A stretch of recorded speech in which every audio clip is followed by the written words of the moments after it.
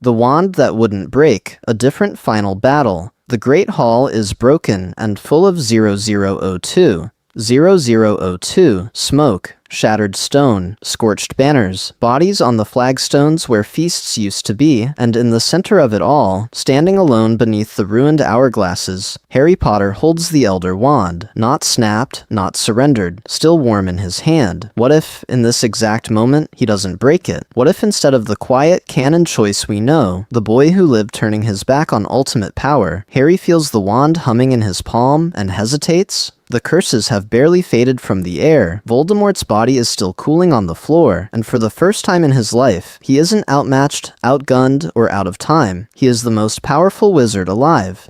And he feels it. He remembers Dumbledore's voice, of course, Hallows, temptation, the danger of wanting to be stronger than death itself. He remembers how love, not power, was supposed to save him, but the memories crash against something new and intoxicating, the certainty that no one can ever do to him what was done to his parents, to Sirius, to Dumbledore, to Fred, not while this wand answers to him, not while death itself seems, if not defeated, then at least negotiable. This isn't a story about Harry suddenly becoming a villain. It's about examining the razor-thin edge between humility and fear, between letting go and holding on just a little too tightly. We're exploring the moment when exhaustion, grief, and relief collide with extraordinary power. When a boy who has always survived by sacrifice finally asks, just once, "Why should I be helpless ever again?" Canon Harry walks to Dumbledore's office, repairs his own Holly Wand, and chooses to snap the Elder Wand to end its bloody history with a final, merciful break. Here, the deviation is almost invisible. His fingers tighten instead of release. He imagines Death Eaters regrouping in the shadows, dark artifacts still hidden, ministries abroad watching Britain's chaos with hungry eyes. He tells himself it's only for a while, only until things are safe, only until he can be sure. It feels reasonable, responsible. Most importantly, it feels like protection for everyone he loves. This is a story about how small choices reshape entire worlds.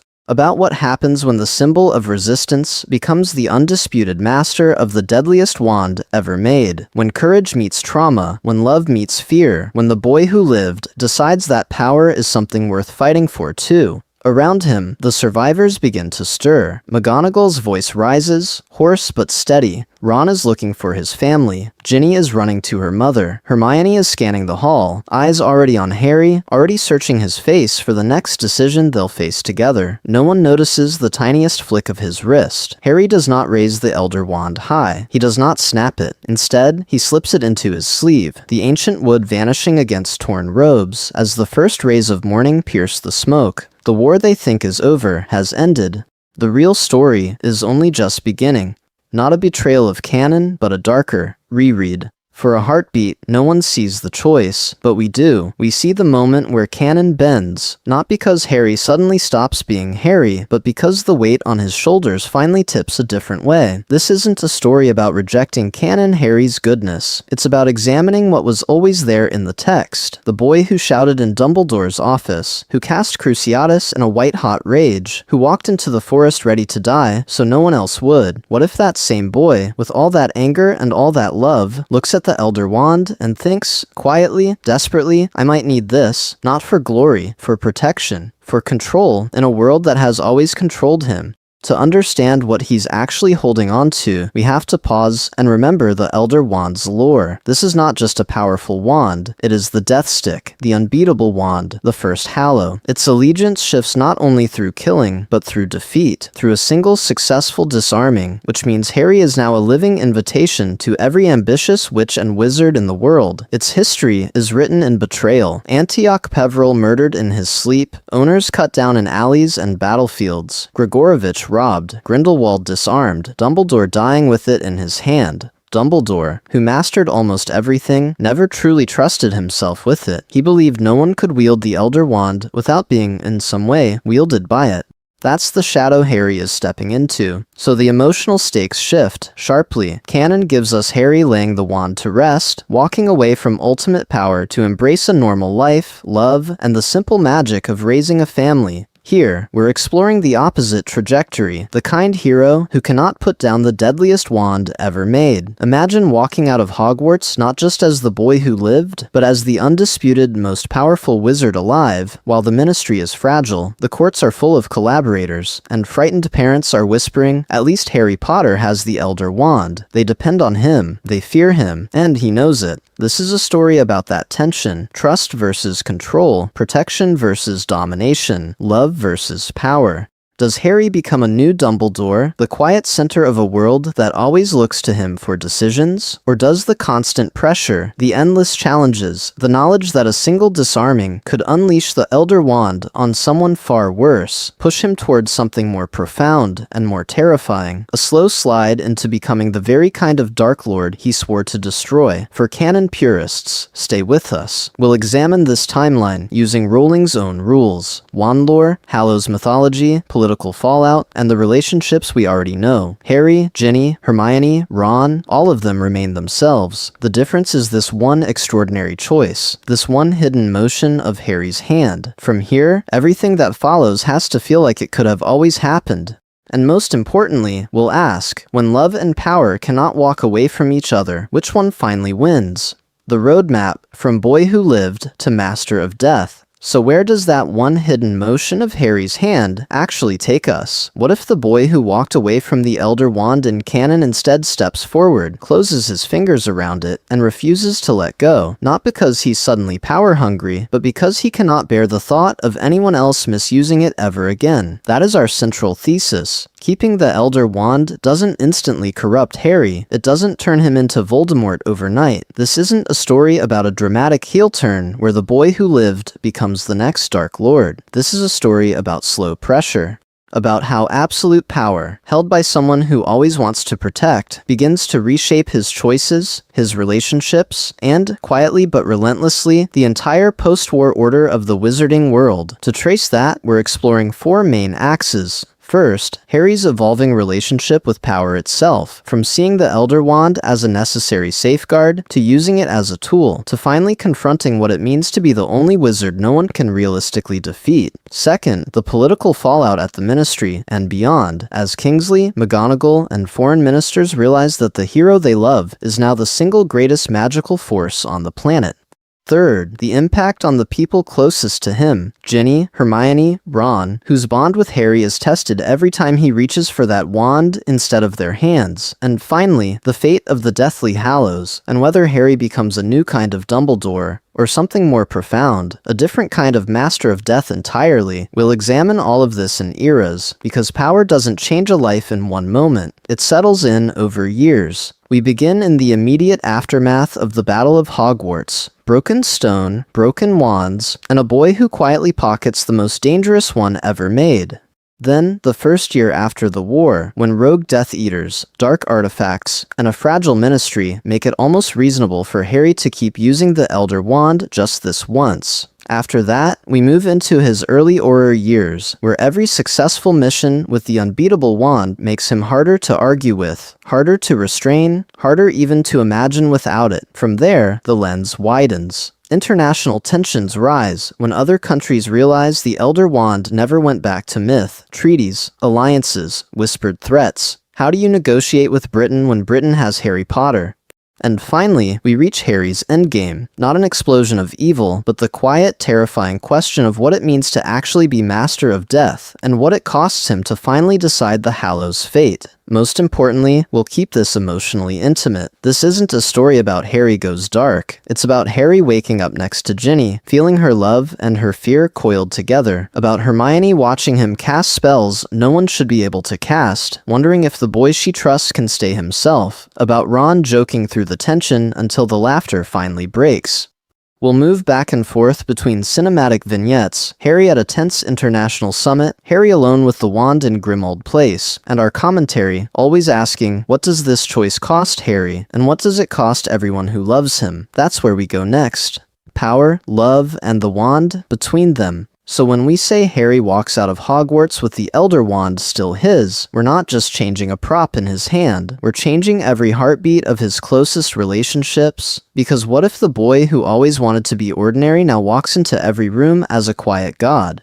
In canon, Harry's trajectory bends towards something gentle. Ginny's laugh in the kitchen, at the burrow, children racing around a crowded platform, a life where the greatest magic is a warm house and a Sunday Quidditch match. This is a story about that dream colliding with a different reality, where one partner in the relationship can, at least in theory, fix almost anything with a flick of the most feared wand in history. How do you build a normal love life around that? Can you? We're exploring the Elder Wand not just as an object, but as a silent fourth presence in every intimate space Harry enters. In the Weasley kitchen, Molly sees it as safety, a promise that nothing like Voldemort can ever rise again. Kingsley sees it as a strategic asset, but Ginny has to kiss the boy who holds it. She has to sit on the sofa with him while that wand lies on the table between them like a loaded question. Does she feel protected or does she feel outnumbered? Think of those small canon moments that defined Harry's bonds. Harry, bruised and exhausted after Quidditch, letting Ginny see how much it all costs him. Hermione in the tent, voice shaking but firm, being his moral compass when despair claws at him. Ron cracking a joke at precisely the wrong time that somehow makes everything bearable. Now overlay the Elder Wand. When Ginny sees him flinch from a nightmare, does she reach for his hand or for the wand, desperate to believe it can make the pain stop?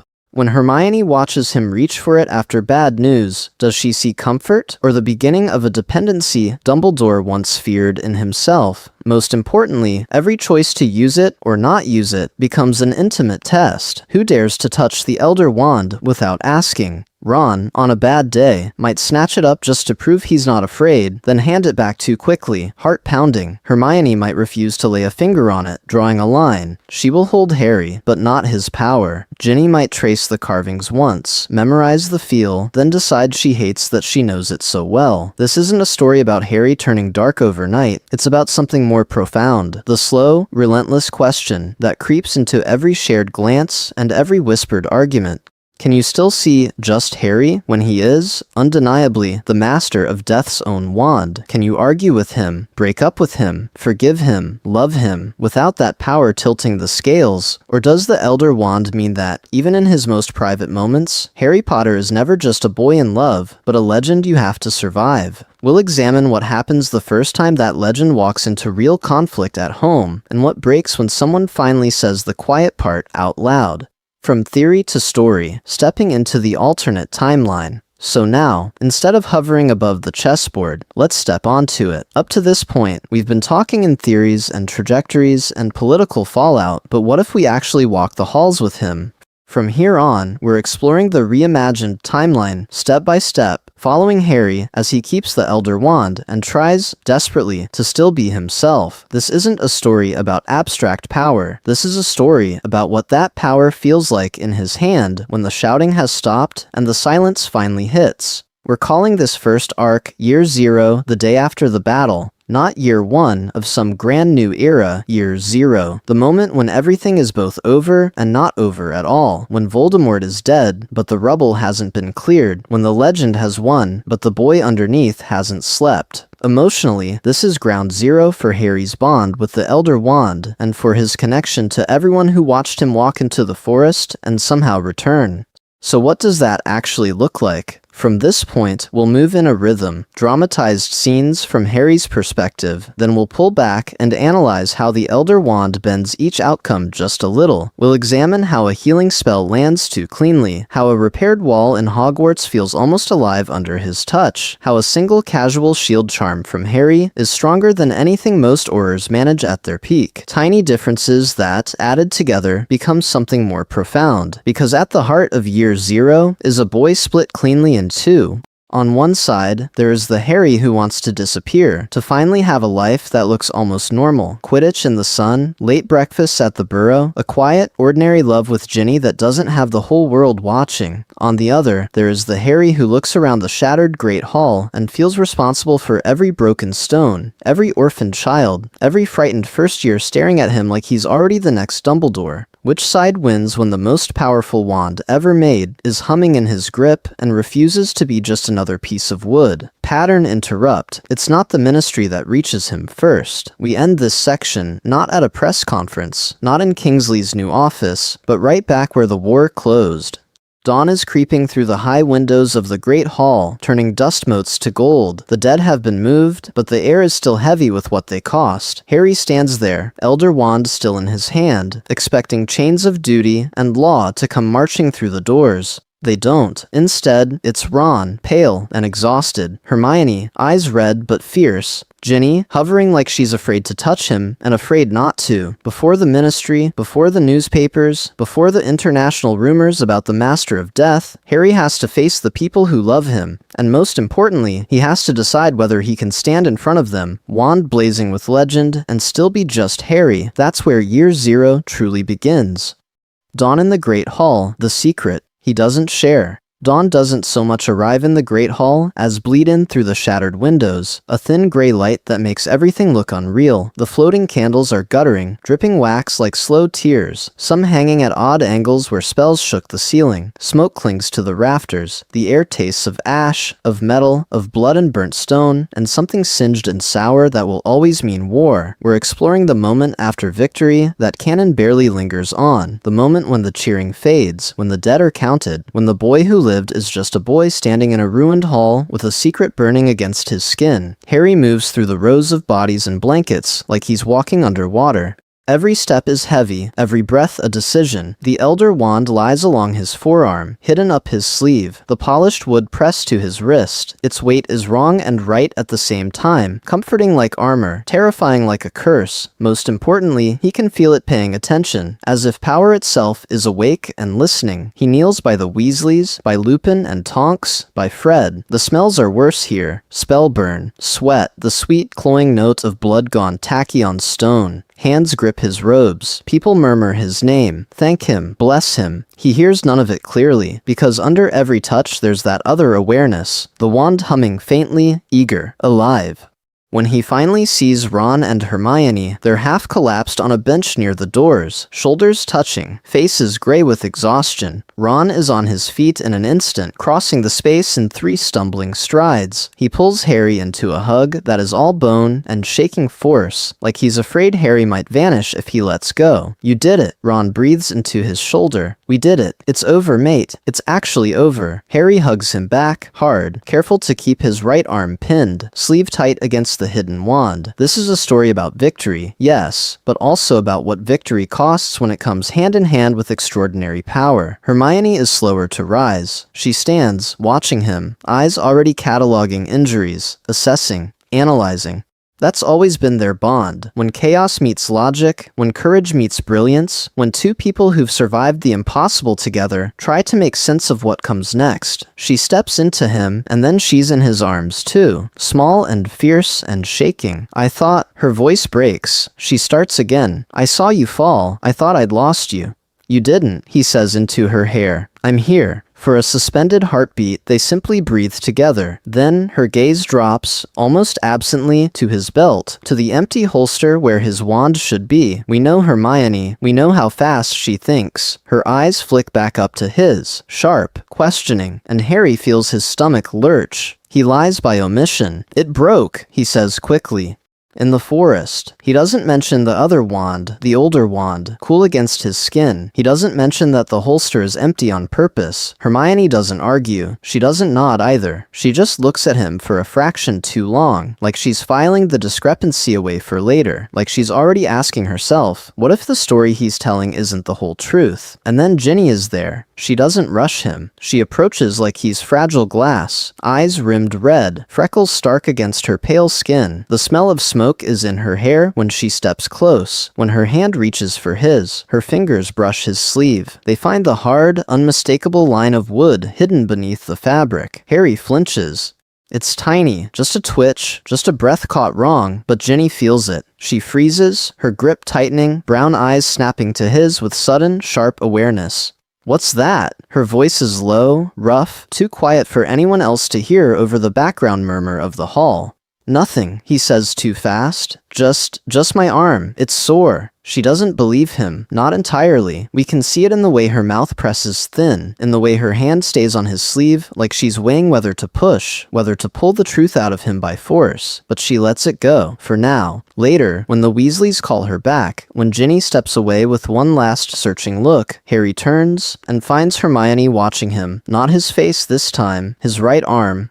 Her eyes trace the line of his sleeve, the way he's holding himself slightly off balance, protecting that side. Hermione Granger, who knows wand lore, who knows Dumbledore's secrets, who stood with him in the forest. Hermione, who heard the legend of the Deathly Hallows, and watched Harry walk away from the Resurrection Stone. This isn't a story about a boy who easily lets go of power. It's about what happens when the boy who never wanted to be special is suddenly the undisputed master of the deadliest wand ever made. Hermione's gaze meets his, quiet, searching, no accusation yet, only fear and calculation, and something more profound, the dawning realization that the war might not be over at all. She doesn't say, "You kept it." She doesn't have to. Because in that thin gray dawn, in the ruined Great Hall that smells of smoke and victory and loss, Harry understands that she knows, and we're left with a single dangerous question hanging between them, unspoken but inescapable. If Hermione is the one person who sees the Elder Wand still in his hand, will she be the one who saves him from what it could turn him into, or the one who has to stop him? The first lie. Why Harry doesn't tell them she knows. Harry feels it like a spell brushing the back of his neck, like the moment before a duel when you realize your opponent has already read your stance. Hermione has seen the Elder Wand in his hand, has tracked the way his fingers curl around it. Too familiar, too sure. And instead of confessing, instead of handing it over, or breaking it as canon promised, he lies. Not out loud, not yet. The first lie is to himself. He tells himself it's temporary, just until the wounded are healed faster, until the shattered staircases are mended, until Hogwarts stops looking like a tomb. With this wand, he can repair what Voldemort destroyed in hours instead of months. Isn't that something worth fighting for? He imagines regrowing the Forbidden Forest's blasted trees, clearing the dark magic from the Great Hall's stones, fixing Fred's broken jokes with a flick instead of a funeral. If power can finally be used only to heal, only to build, then keeping it isn't selfish. It's necessary. That's the story he rehearses. This is a story about responsibility, he insists. About efficiency, about making things right. But under that neat rationalization, we're exploring something more profound and far less comfortable. Because what if the boy who always felt one step behind the danger finally holds a wand that no curse can overmatch? What if, after years of running, hiding, nearly dying, he feels a quiet, shameful relief at being untouchable? The war has carved fear into his bones. The cupboard under the stairs, the graveyard, the forest, all taught him what it means to be powerless. The Elder Wand hums in his palm and whispers the opposite. You will never be helpless again. He doesn't admit that to Hermione. He doesn't even admit it fully to himself. But the trauma is there, coiled beneath his justifications, and the wand amplifies it, the way it has always amplified what lives inside its masters. And this is where the first real fracture in the trio forms. For the first time since first year, Harry is making a world-altering choice without Ron and Hermione's input. No midnight strategy session in the common room, no shared argument over pros and cons, no hand on his arm saying, "Harry, think." He simply decides. He will keep the wand. He will carry this alone. He tells himself it's to protect them from the temptation, from the target it paints on his back. But it also feels liberating. No debate, no veto, just his will and the most powerful wand ever made. Hermione, though, is not blind. Inside, she's a storm. She remembers Dumbledore's warnings, his plan to end the Elder Wand's bloody history. She knows magical law, knows that an artifact like this destabilizes everything. The fragile ministry, the still bleeding world, the man she loves. Part of her trusts Harry absolutely. He has always chosen love over power, but another part flinches at what the wand represents, at the way history says its masters die. She watches him and thinks, if even Dumbledore doubted his own control, how can Harry be sure of his? So we're left with a dangerous question. If the Elder Wand amplifies what's already inside a wizard, what will it draw out of Harry now? His protectiveness, his fierce need to shield everyone he cares about, his willingness to walk into death for them? Yes. But also his anger, his buried resentment at the adults who failed him, his impatience with corruption, his intolerance for cruelty. When that mix meets a wand that has never lost, do we still have a hero holding an extraordinary tool, or the first flicker of something that this world is not ready to face? And as he turns away from Hermione in that ruined hall, fingers tightening just once around the Elder Wand, we have to ask, is this the moment where love and trust keep him human, or the moment where secrecy lets the wand begin to rewrite who Harry Potter actually is? Rebuilding Hogwarts, the wand that fixes too much. So when the dust finally settles and the echoes of Voldemort's last scream fade from the stone, what if the first real silence at Hogwarts is broken not by grief, but by rebuilding? The castle is broken and beautiful in the morning light, towers sheared open like bone, staircases dangling uselessly, portraits hanging at crooked angles, their painted occupants whispering in outrage. In canon, we're told Hogwarts repairs itself slowly over time. Here, we're exploring something far more immediate. Harry steps into the rubble of the entrance hall, Elder Wand in hand, and the air itself seems to brace. He doesn't shout an incantation. He doesn't need to. One sweeping arc of the wand and shattered stone shivers, then rises. Blocks the size of Hagrid's hut lift as if they weigh nothing, turning in mid-air, finding their old positions as if the castle remembers. A sundered tower knits back together, cracks ceiling with a sound like distant thunder. Windows reform, glass flowing back into leaded patterns, catching the sun as if they were never broken. Younger students, who have only ever heard stories about great magic, stand frozen on the lawns. They watch entire corridors reassemble in seconds. Suits of armor clatter upright and march themselves back to their plinths. Portraits that had fallen face down glide up the walls, frames straightening with dignified little huffs. And at the center of it all is Harry, tired, hollow-eyed, but blazing with controlled power that feels nothing like the boy who once struggled with levitation charms. The awe is almost a spell of its own. Whispers chase him wherever he moves. That's Harry Potter. That's the Elder Wand. Did you see how the professors watch too, but their eyes are older, sharper. Flitwick's expression is wary admiration, the look of a dueling master who knows exactly how much force is being contained in each gesture. Sprout presses a hand to her heart as the greenhouses re-glass themselves, but her relief is threaded with unease. And Kingsley, standing with a cluster of Aurors, has that calculating glint we recognize from every political survivor. This isn't a story about a boy hero anymore. This is a story about the most powerful independent wizard in Britain, visibly holding a tool that has toppled governments in legend. Most importantly, Hermione sees all of it. She stands a little apart as a collapsed staircase winds itself back into a perfect spiral, each step slotting into place with impossible precision. This should take months of coordinated magic, careful planning, teams of experts. Instead, Harry is doing it in a morning. She loves him, she's proud of him, and yet, in the hollow of her chest, there's that cold awareness. This is exactly the kind of magic Dumbledore feared in the wrong hands. Not just destructive, but effortless, seductive. The illusion that you can always fix everything alone. There's a moment where a beam slips, stone grinding, and Harry instinctively pours more power into the spell. The Elder Wand responds like it has been waiting for this, light flaring white gold along the carved length. Hermione flinches, not from fear of him, but from the intensity of what's moving through him. She catches his eye, and for a heartbeat, the connection between them is almost a question. Are we still doing this together, or is this a path he has to walk alone? McGonagall chooses her moment carefully. When the Great Hall's ceiling has been coaxed back into its enchanted sky, when the house tables stand restored and the last floating candles flare to life, she steps to his side. Up close, Harry looks younger again, shoulders sagging now that the work is briefly done.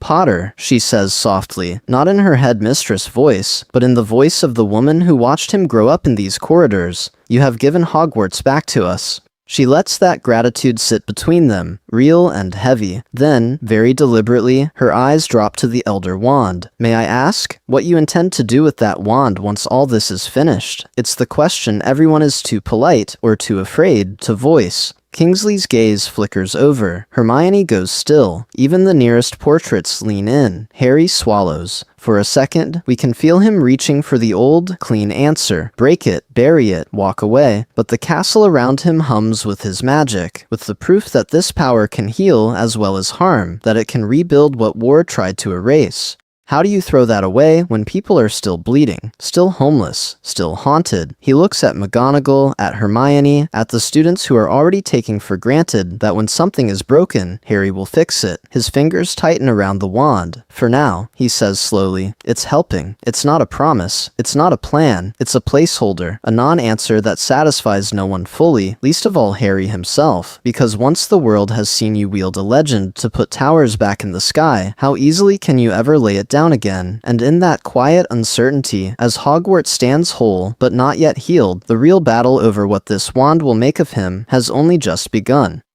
The Ministry's dilemma, a weapon they don't control. The Ministry wakes up to a nightmare the morning after the celebration. Voldemort is gone, Hogwarts is standing, but the most dangerous wand in history does not rest in a vault or a grave. It rests in the hand of an 18-year-old who answers to no one. What if that is the detail that quietly terrifies the people now charged with rebuilding the world? Kingsley Shacklebolt feels it first. As interim minister, he is profoundly grateful to Harry. He has watched this boy lead, suffer, and still choose love over vengeance. But he is also an Auror, trained to see threats before they bloom. And in every quiet moment, one thought keeps circling back. The balance of power is now catastrophically uneven. One independent wizard with the Elder Wand can overrule any Auror squad, any department head, any vote. Because this isn't a story about a stable, confident government stepping into power. This is a story about a ministry that has just been exposed as fragile, corruptible, and deeply fallible. They were infiltrated, subverted, turned into a weapon against their own citizens. Now they're trying to reassert legitimacy, to convince people that the law means something again, that the institution can protect them. And standing just outside that institution is Harry Potter, the living refutation of their claim that power flows from office and title. We're exploring a moment where every policy discussion has a silent, extra chair at the table.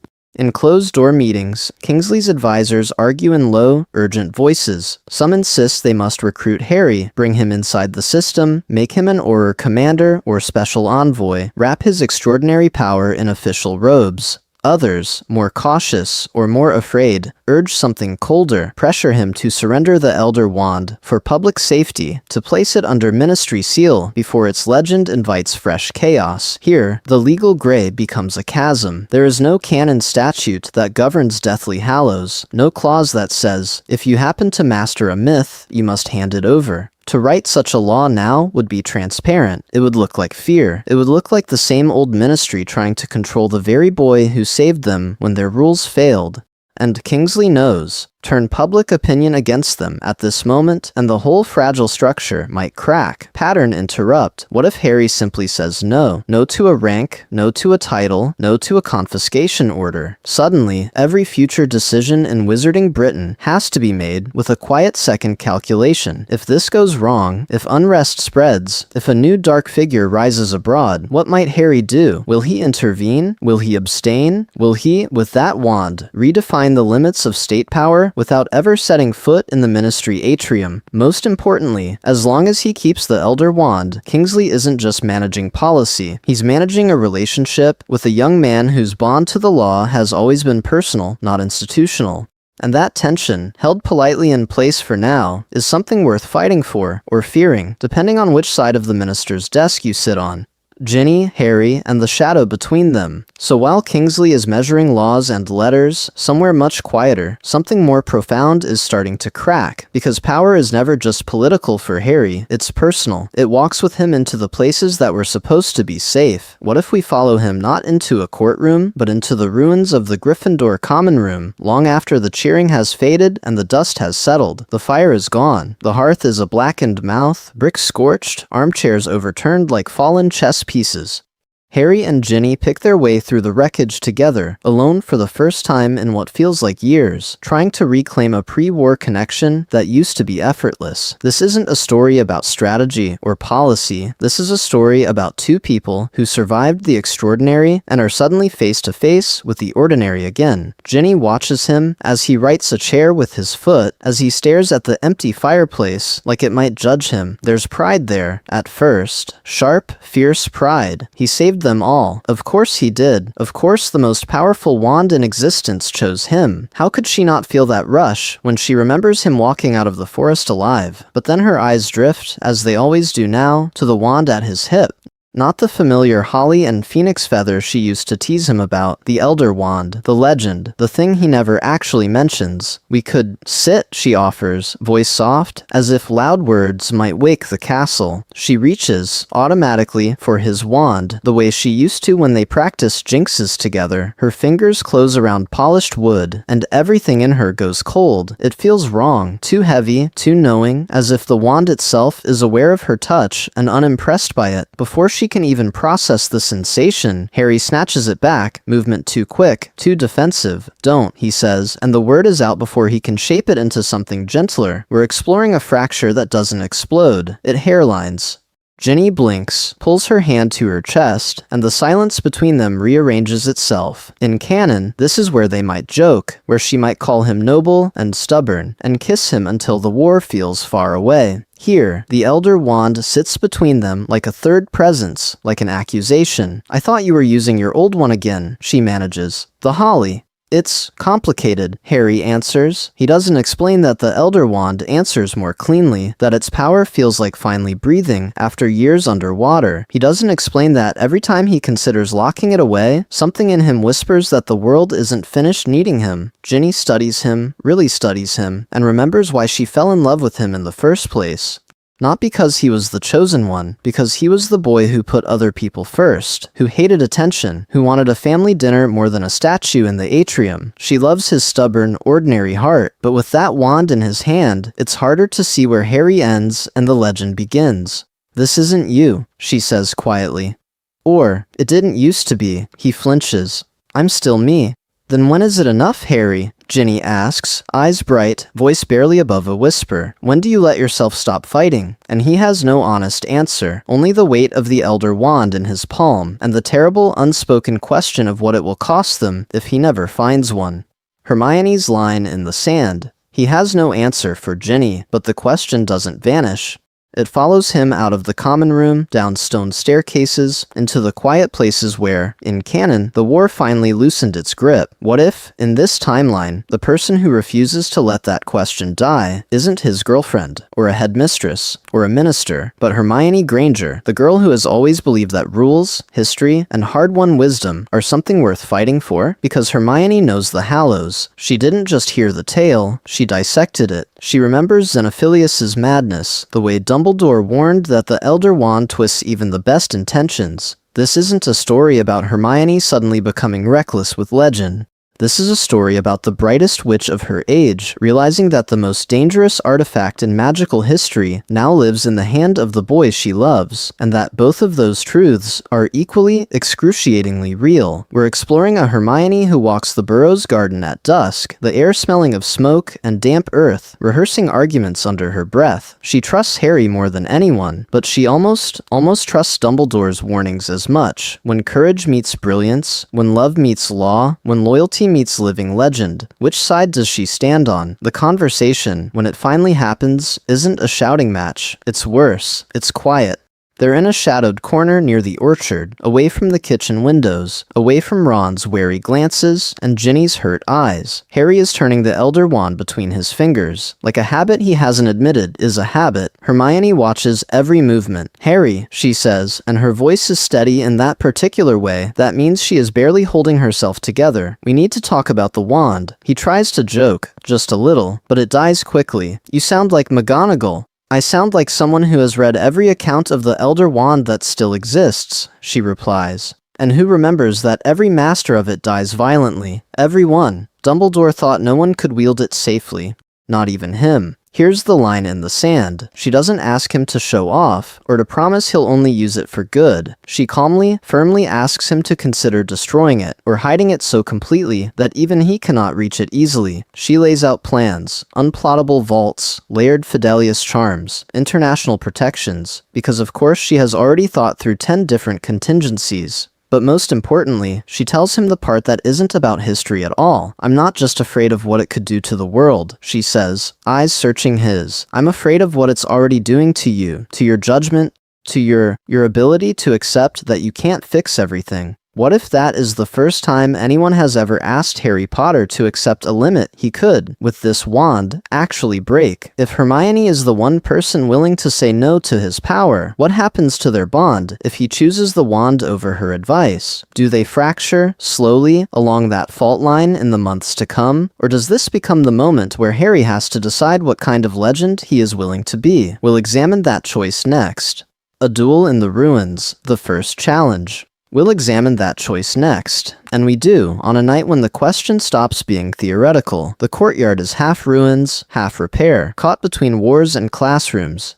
Moonlight spills through broken archways, silvering scaffolds, and piles of stone. Harry walks the perimeter alone, on patrol he didn't have to take, because sleep feels like surrender, and the Elder Wand in his pocket hums like a half-answered question. What if the world doesn't stay quiet? What if this power is the only reason it does? He doesn't have to wait long for an answer. The first curse comes without warning, a streak of sickly green that sears past his shoulder and shatters a gargoyle into dust. Harry is already moving, wand in hand before he's consciously decided. The Elder Wand seems to leap into the air, aligning with his grip as if it has always been there. Stone explodes, shadows burst into masked figures, and the courtyard erupts.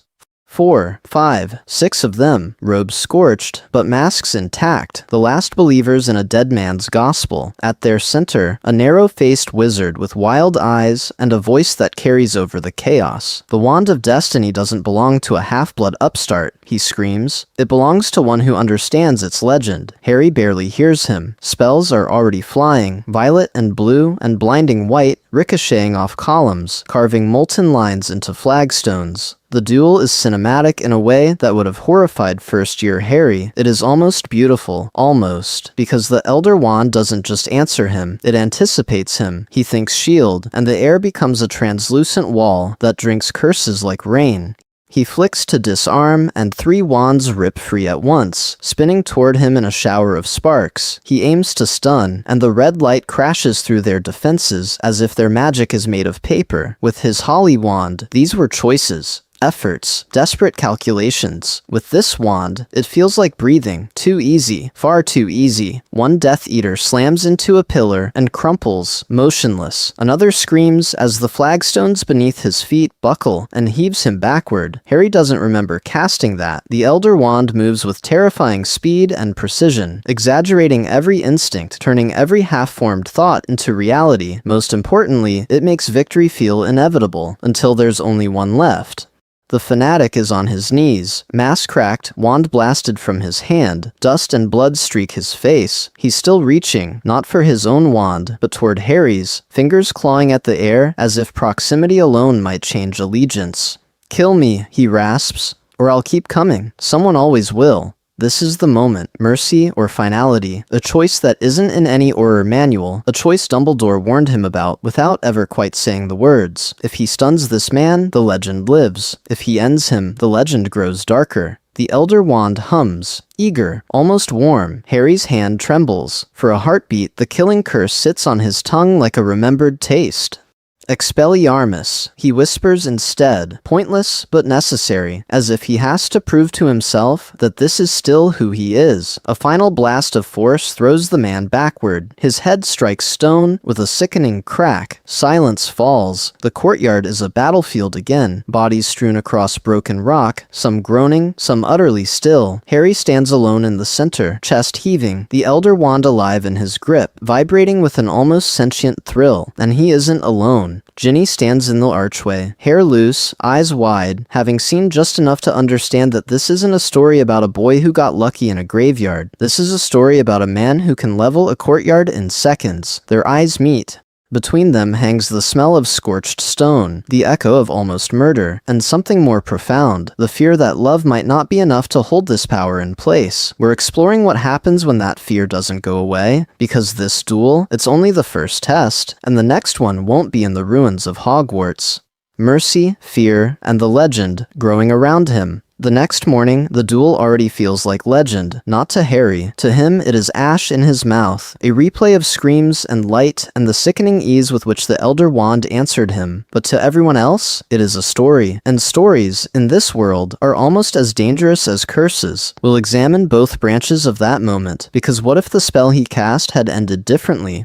If he chose mercy, stunning, disarming, binding rather than killing, then he walks away having spared lives. Yet he also walks away leaving enemies who have looked directly into the heart of the Elder Wand and survived. They have felt its power tear the air, seen stone crack like glass, watched their best curses swallowed and hurled back. How long until they whisper to others that the Wand of Destiny truly lives again? How long until someone braver, or more desperate, comes hunting it? If, in another version of that courtyard, he kills, the cost is different but just as sharp. This isn't a story about a boy in a war anymore. The war is supposed to be over. These aren't Death Eaters trying to resurrect Voldemort. These are men and women, however guilty, who fall to a wand that history swears cannot be resisted. Harry would feel every body, every silence, and most importantly, he would know that when he needed that lethal edge, the Elder Wand gave it to him without protest, and that he did not hesitate for long. Either way, Diagon Alley hums with it by afternoon. In the Leaky Cauldron, someone swears they saw Harry level half the courtyard with a flick. At Flourish and Blots, a clerk insists he shattered a shield charm, older than Hogwarts itself. The Prophet runs a careful, half-skeptical column about unprecedented displays of magic, but the headline everyone remembers is simpler: the man no one can defeat. Notice the shift. Not the boy who lived, the man. The one who walked out of canon and into something more profound and more frightening, undisputed supremacy. Inside, though, Harry is not triumphant. He is queasy. The way the Elder Wand fit his grip, the way its magic surged to meet his anger, felt horribly natural, like slipping back into an old Quidditch move his body always remembered. And once you've felt that, how do you trust yourself the next time a minor argument flares? The next time a ministry official is obstructive? The next time someone threatens the people you love in a way that is infuriating rather than catastrophic? Does he reach for his Holly Wand, or the one that never loses? Here, the emotional wedge deepens. For Hermione, this duel is confirmation, not surprise. We're exploring the nightmare she has always half expected, that no one, not even Harry, should wield something designed to win every confrontation. She loves him, believes in him, but she also believes in history, and history says the Elder Wand devours its masters. Ginny, meanwhile, feels something more tangled, pride that her boyfriend stood unbreakable, fear that the world now looks at him as something distant, almost mythic, and a quiet, unspoken question. Where does that leave her? A brilliant but ordinary witch, standing beside a legend. Pattern interrupt. What if the real danger isn't the enemies at all, but the invitations? Every time Harry draws the Elder Wand, even in defense, its legend grows. Children hear about it. Foreign ministries take notice. Old families remember buried tales. Legends attract challengers, opportunists, fanatics who believe that mastering Harry, or tricking him, or ambushing him will make the wand theirs. This is a story about escalation, about how each justified use plants the seed for the next, until the wand is not just an object he carries, but a storm front moving through the wizarding world. And storms, once named and feared, rarely fade quietly. The duel was the first flash of lightning. The thunder, political, personal, and terrifyingly public, is still rolling toward him, and the next time it breaks, it won't wait for Harry to choose the battlefield. Auror or outsider, Harry's fork in the road. So when that thunder finally breaks, it doesn't come in the form of a duel. It comes in the form of an invitation. Kingsley doesn't summon Harry to a courtroom or a public ceremony. He asks him to the same shabby office where, in canon, Harry will one day pin on an Auror badge like it's the most natural thing in the world. But here, the air is different. The portraits whisper. The Elder Wand lies invisible up Harry's sleeve, and everyone knows it. What if the boy who always walked into danger for others is now the man every government in Europe quietly fears? What does a fragile ministry do with a living deterrent it cannot actually control? In canon, Harry's path feels almost simple. He becomes an Auror. He works within the system. He and Kingsley help cleanse the ministry from the inside. This is a story about that same offer being made under a shadow Dumbledore never had to face. The knowledge that the most dangerous wand ever created is loyal to one young man who has already defied every institution that tried to contain him. Kingsley's proposal is careful, measured, wrapped in respect, a special Auror role, autonomy in the field, direct access to the minister, and then the condition that curdles it. The Elder Wand must be registered, monitored, perhaps even surrendered to a secure international vault, for everyone's safety, for stability, for the greater good. Harry hears the words, but what he feels is Umbridge's quill on his hand, Fudge's smear campaign, Scrimgeour trying to turn him into a Ministry mascot while people died. He remembers watching the Ministry fall in a single night because its foundations were always cracked. How do you trust walls that have already collapsed on you? Yet another voice lives in him now. Hermione's. We'll examine that tension closely because it's not abstract. Hermione would argue that law is only as good as the people willing to stand inside it and demand better. Register the wand, she'd say. Write the safeguards yourself. Turn this extraordinary danger into precedent, into protection, into something worth fighting for. Ginny, though, would look at the same offer and see chains. Don't let them own you. Don't let them make you a weapon they can point and then blame. She loves him too much to watch another institution grind him down, one compromise at a time.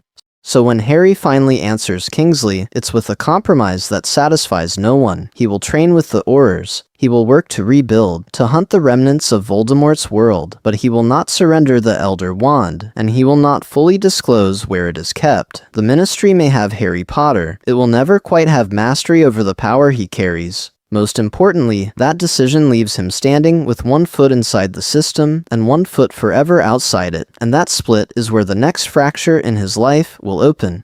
Training days, when power becomes the new normal. So what happens when that fracture doesn't stay theoretical? When Harry Potter or a trainee walks into a training hall already carrying the most dangerous wand ever made? The answer is written in scorch marks and silence. The dueling rooms at the Ministry are nothing like Hogwarts. No cheering crowds, no house points, just white stone, wards humming, and instructors who have seen real war. Shields, stunners, disarms, drills that should feel familiar. But with the Elder Wand in his hand, Harry isn't just good, he is overwhelming. Spells leave his wand faster, hit harder, bend at impossible angles. A reductor that should chip a target obliterates it. A shield charm meant to cushion impact becomes a translucent wall no curse can penetrate. We're exploring a world where, in every exercise, the gap between Harry and everyone else isn't a difference in talent, it's a canyon. At first, the reactions are almost canon-typical. Wide-eyed admiration, whispered, "Well, it is Harry Potter," half-joking requests to be on his team. But as the weeks pass, admiration curdles at the edges. Trainees flinch when they're paired opposite him. Instructors stop treating him as a student and start positioning him like an asset, an ace up the Ministry's sleeve. This isn't a story about a boy blending into a new life. This is a story about what happens when power becomes the new normal. Obstacle courses that mix hexes, collapsing platforms, and illusionary dementors are designed to push recruits to their limits. Harry slices through them. Where others crawl, he strides. Where others coordinate, he acts alone. His spells precise and devastating. Partners trail behind him, breathing hard, feeling less like comrades and more like witnesses. And then, one day, he tries to pull back. For a drill focused on coordination, Harry leaves the Elder Wand in his locker and draws his old Holly wand. The familiar warmth is a relief. He tells himself he needs to remember who he was, remember that he can work with others without overwhelming them. It goes well, at first. Then, a miscast blasting curse from a nervous trainee ricochets, shatters a support pillar, and sends a cascade of enchanted debris toward a girl at Harry's flank. For a fraction of a second, he raises the Holly wand, and then his body betrays him. His hand flashes to his pocket, the Elder Wand is in his grip, and the shield he throws is beyond anything he has ever produced. Stone freezes mid-air. Curses unravel in a wash of white light. The girl collapses, unharmed, staring at him as if he has just stepped out of legend. Most importantly, Harry feels the justification slam into place. The Elder Wand saves lives. It just did. How can he argue with that? Word spreads. In the next dark magic simulation, a fog-drenched maze of faceless attackers and unforgivable curses mimicked by training dummies, the instructors don't even ask which wand he'll use. They expect the Elder Wand. The team hangs back, unconsciously letting him take point. Fear mixes with dependence, resentment with a desperate unspoken hope that if something truly terrible appears, Harry will be there. After one particularly brutal session, the locker room is quiet. Showers hiss in the distance. Harry sits alone on the bench, both wands laid out in front of him like a choice he keeps pretending isn't a choice. He tells himself he'll reach for the Holly wand, for the boy he was, for the love and friendships that shaped him without this impossible power. Without thinking, his fingers close around the Elder Wand. He realizes it only when he feels the familiar, eager thrum in his palm, and the Holly wand lying untouched beside it, waiting, like a life he may already be leaving behind. Ginny's breaking point, choosing Harry or the wand. He tells himself it's just for tonight, just until the next raid is over. But by the time we catch up with him again, just tonight has stretched into months, and the Elder Wand is no longer an exception. It's the rule. The first real crack appears in a place that, in canon, always felt untouchable. The burrow. The kitchen is full of steam and clatter. Molly Charmed ladling stew. Arthur asking about a muggle plug. Children and grandchildren weaving through chair legs. It's loud, warm, ordinary, and Harry is sitting at the edge of it, back to the wall, hand wrapped so tightly around the Elder Wand that the knuckles are white. Ginny watches him flinch when George brushes past and accidentally jostles his wand arm. It's not a big touch, it's barely contact, but Harry jerks like he's been hexed, eyes flashing, the wand half raised before he drags it down, breath coming too fast. How many times has he done this now? How many dinners has he missed because he had to respond personally to every dark artifact sighting, every rumor of a rogue Death Eater? Because what if someone dies this time, and he wasn't there with the one wand that never fails him? This isn't a story about a simple marital spat. This is a story about what happens when love collides with an obsession that actually feels righteous. When they finally argue, it's not in the chaos of the burrow, but in the cramped quiet of their flat. A half-cold dinner still on the table, the clock over the fireplace chiming midnight. You didn't come home. Again. Ginny's voice is low, controlled, the way it was before Quidditch finals. Only this isn't a game. James asked if you'd gone back to fight Voldemort. Do you understand what that means? Harry opens his mouth, reaches for the same explanations. An Auror tip, a cursed locket, a lead that couldn't wait. We'll examine his face here, the haunted eyes, the way he keeps flexing his right hand, like he's checking the wand is still there, still his. He wants to say he's protecting them, protecting everyone, but Ginny's fear is sharper than any explanation. I lost you once, she says, and the word lost hangs there like a spell. To Tom, to the war, to all of it, and now I'm losing you again, and there isn't even a Dark Lord this time. Just you and that wand, and this need to control every threat before it exists. She steps closer, searching his face. I fell in love with the boy who didn't want to be special. Who are you if you can't put that wand down? How does he answer that? He tries. He tries to talk about the nightmares, about replaying every death, every name on every memorial, about waking up certain that if he'd had this power sooner, Fred would be alive, Remus would be alive, Tonks would be alive. What if the Elder Wand is the only reason there hasn't been another war already? What if stepping back means betrayal? But the words come out jagged, half-formed. I can't just pretend I'm not the one who can stop it, he manages. If I let go and something happens... Something always happens, Ginny says, and there's no heat in it now, only exhaustion. You're not fighting Voldemort anymore, Harry. You're fighting ghosts, and you're losing us. He reaches for her with his left hand. His right never loosens on the wand. That, for Ginny, is the answer. She steps back, takes her coat from the chair. For a heartbeat, it feels like the night in the Hogwarts courtyard reversed. This time, she's the one walking away from a war he refuses to end. I won't compete with a piece of wood, she says quietly, even if it is the Elder Wand. The door closes behind her.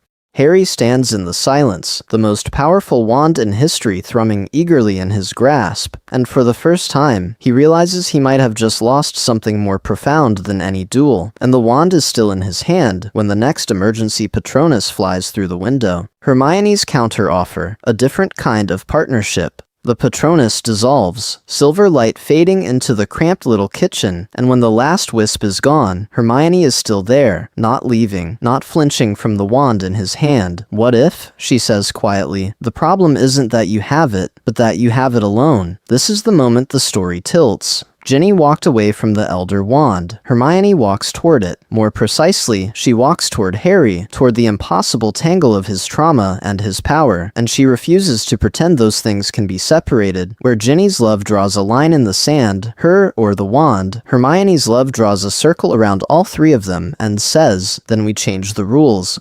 We're exploring a different kind of counteroffer here. Hermione doesn't demand surrender. She demands structure. She doesn't say, "Give it up." She says, "If you keep it, we don't let it keep you." And that subtle difference, that almost legal phrasing, is actually everything. Cut to a week later, long after the emergency has passed, in Hermione's impossibly cluttered flat, books stacked in teetering columns, ink-stained mugs, parchment carpeting the table like fallen leaves. It's past midnight. London hums outside. Inside, the Elder Wand lies between them on a folded tea towel, like a relic on an altar. Hermione has drawn up a proposal, not a joke.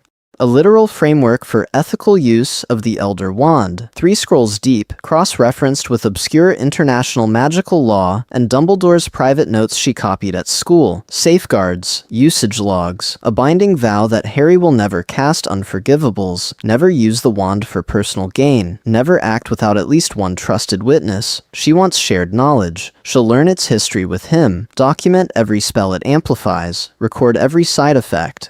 Most importantly, she says, pushing her hair back with ink-smudged fingers, we decide that this isn't a story about you becoming the next Dumbledore or the next Dark Lord. This is a story about us proving that power can be held accountable. Notice what she's really offering. Not just advice from the sidelines, not just moral commentary. She is binding her life to the problem itself. She is saying, I will stay in the room, with you, with it, with everything that scares me, and Harry feels it. The intimacy is not in a kiss here. It's in the way she has anticipated his blind spots, named his worst impulses, and still chosen to sit closer, shoulders almost touching, as they write rules for a wand that has never known rules. Isn't that its own kind of love? Fierce, uncompromising, a tether made of ink and promises instead of rings and flowers. When chaos meets logic, when courage meets brilliance, when two people who have always saved the world together decide to co-author its safeguards, something more profound takes root.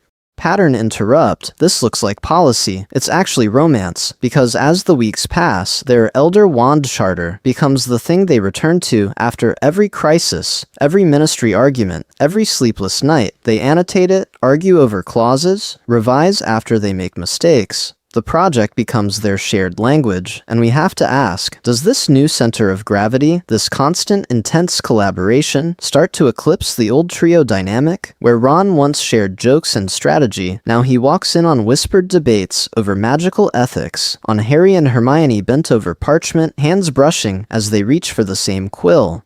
Where the Hallows once threatened to isolate Harry, they now pull him deeper into a partnership that is at once political, intellectual, and devastatingly personal. What if containing the Elder Wand is the thing that finally makes Harry and Hermione inseparable, and makes everyone else realize their bond has become something worth fighting for?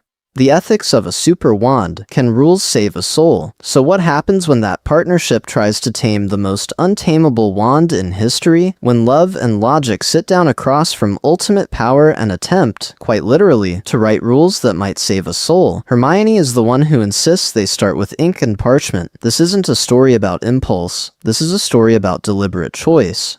She drafts categories, columns, definitions. Frequency limits first. The Elder Wand is not for daily use, not for homework, not for convenience. It comes out only in extraordinary circumstances, threats to many lives, magical crises no normal wand can handle. Every other spell, every other moment, must be handled by his holly and phoenix feather. Power, rationed. Then she moves to what is allowed. Healing, absolutely. Defensive magic, shields and wards, and counter curses. Yes. Structural repairs after disasters, maybe, but only when the alternative is real harm.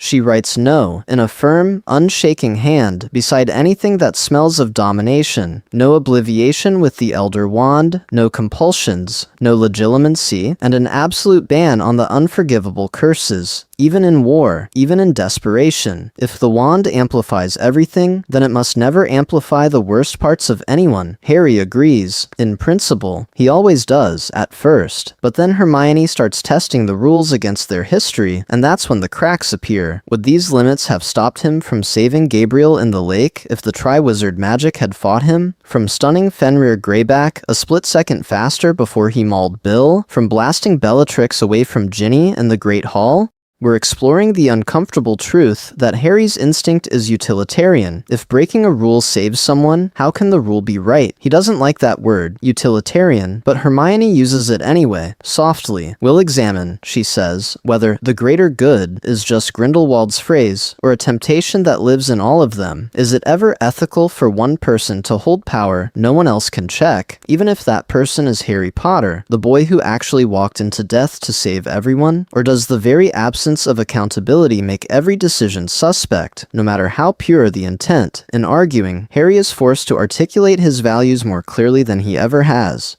He hears himself say that no single life is expendable, then hears himself admit he would break every rule to save Hermione, to save their bond, and the contradiction burns. Hermione doesn't let him look away. She asks, again and again, who decides what necessary means? She demands he write his justifications, not just field them. Most importantly, she refuses to let his trauma excuse lazy thinking. What if this is the real mastery of death? Not three Hallows united, but two people holding each other accountable when it hurts. On parchment, their framework looks airtight, but parchment doesn't scream, parchment doesn't bleed. The next crisis, the next child in danger, the next mob in the streets, will be the moment we discover whether their rules are a shield, or only beautiful words waiting to be broken.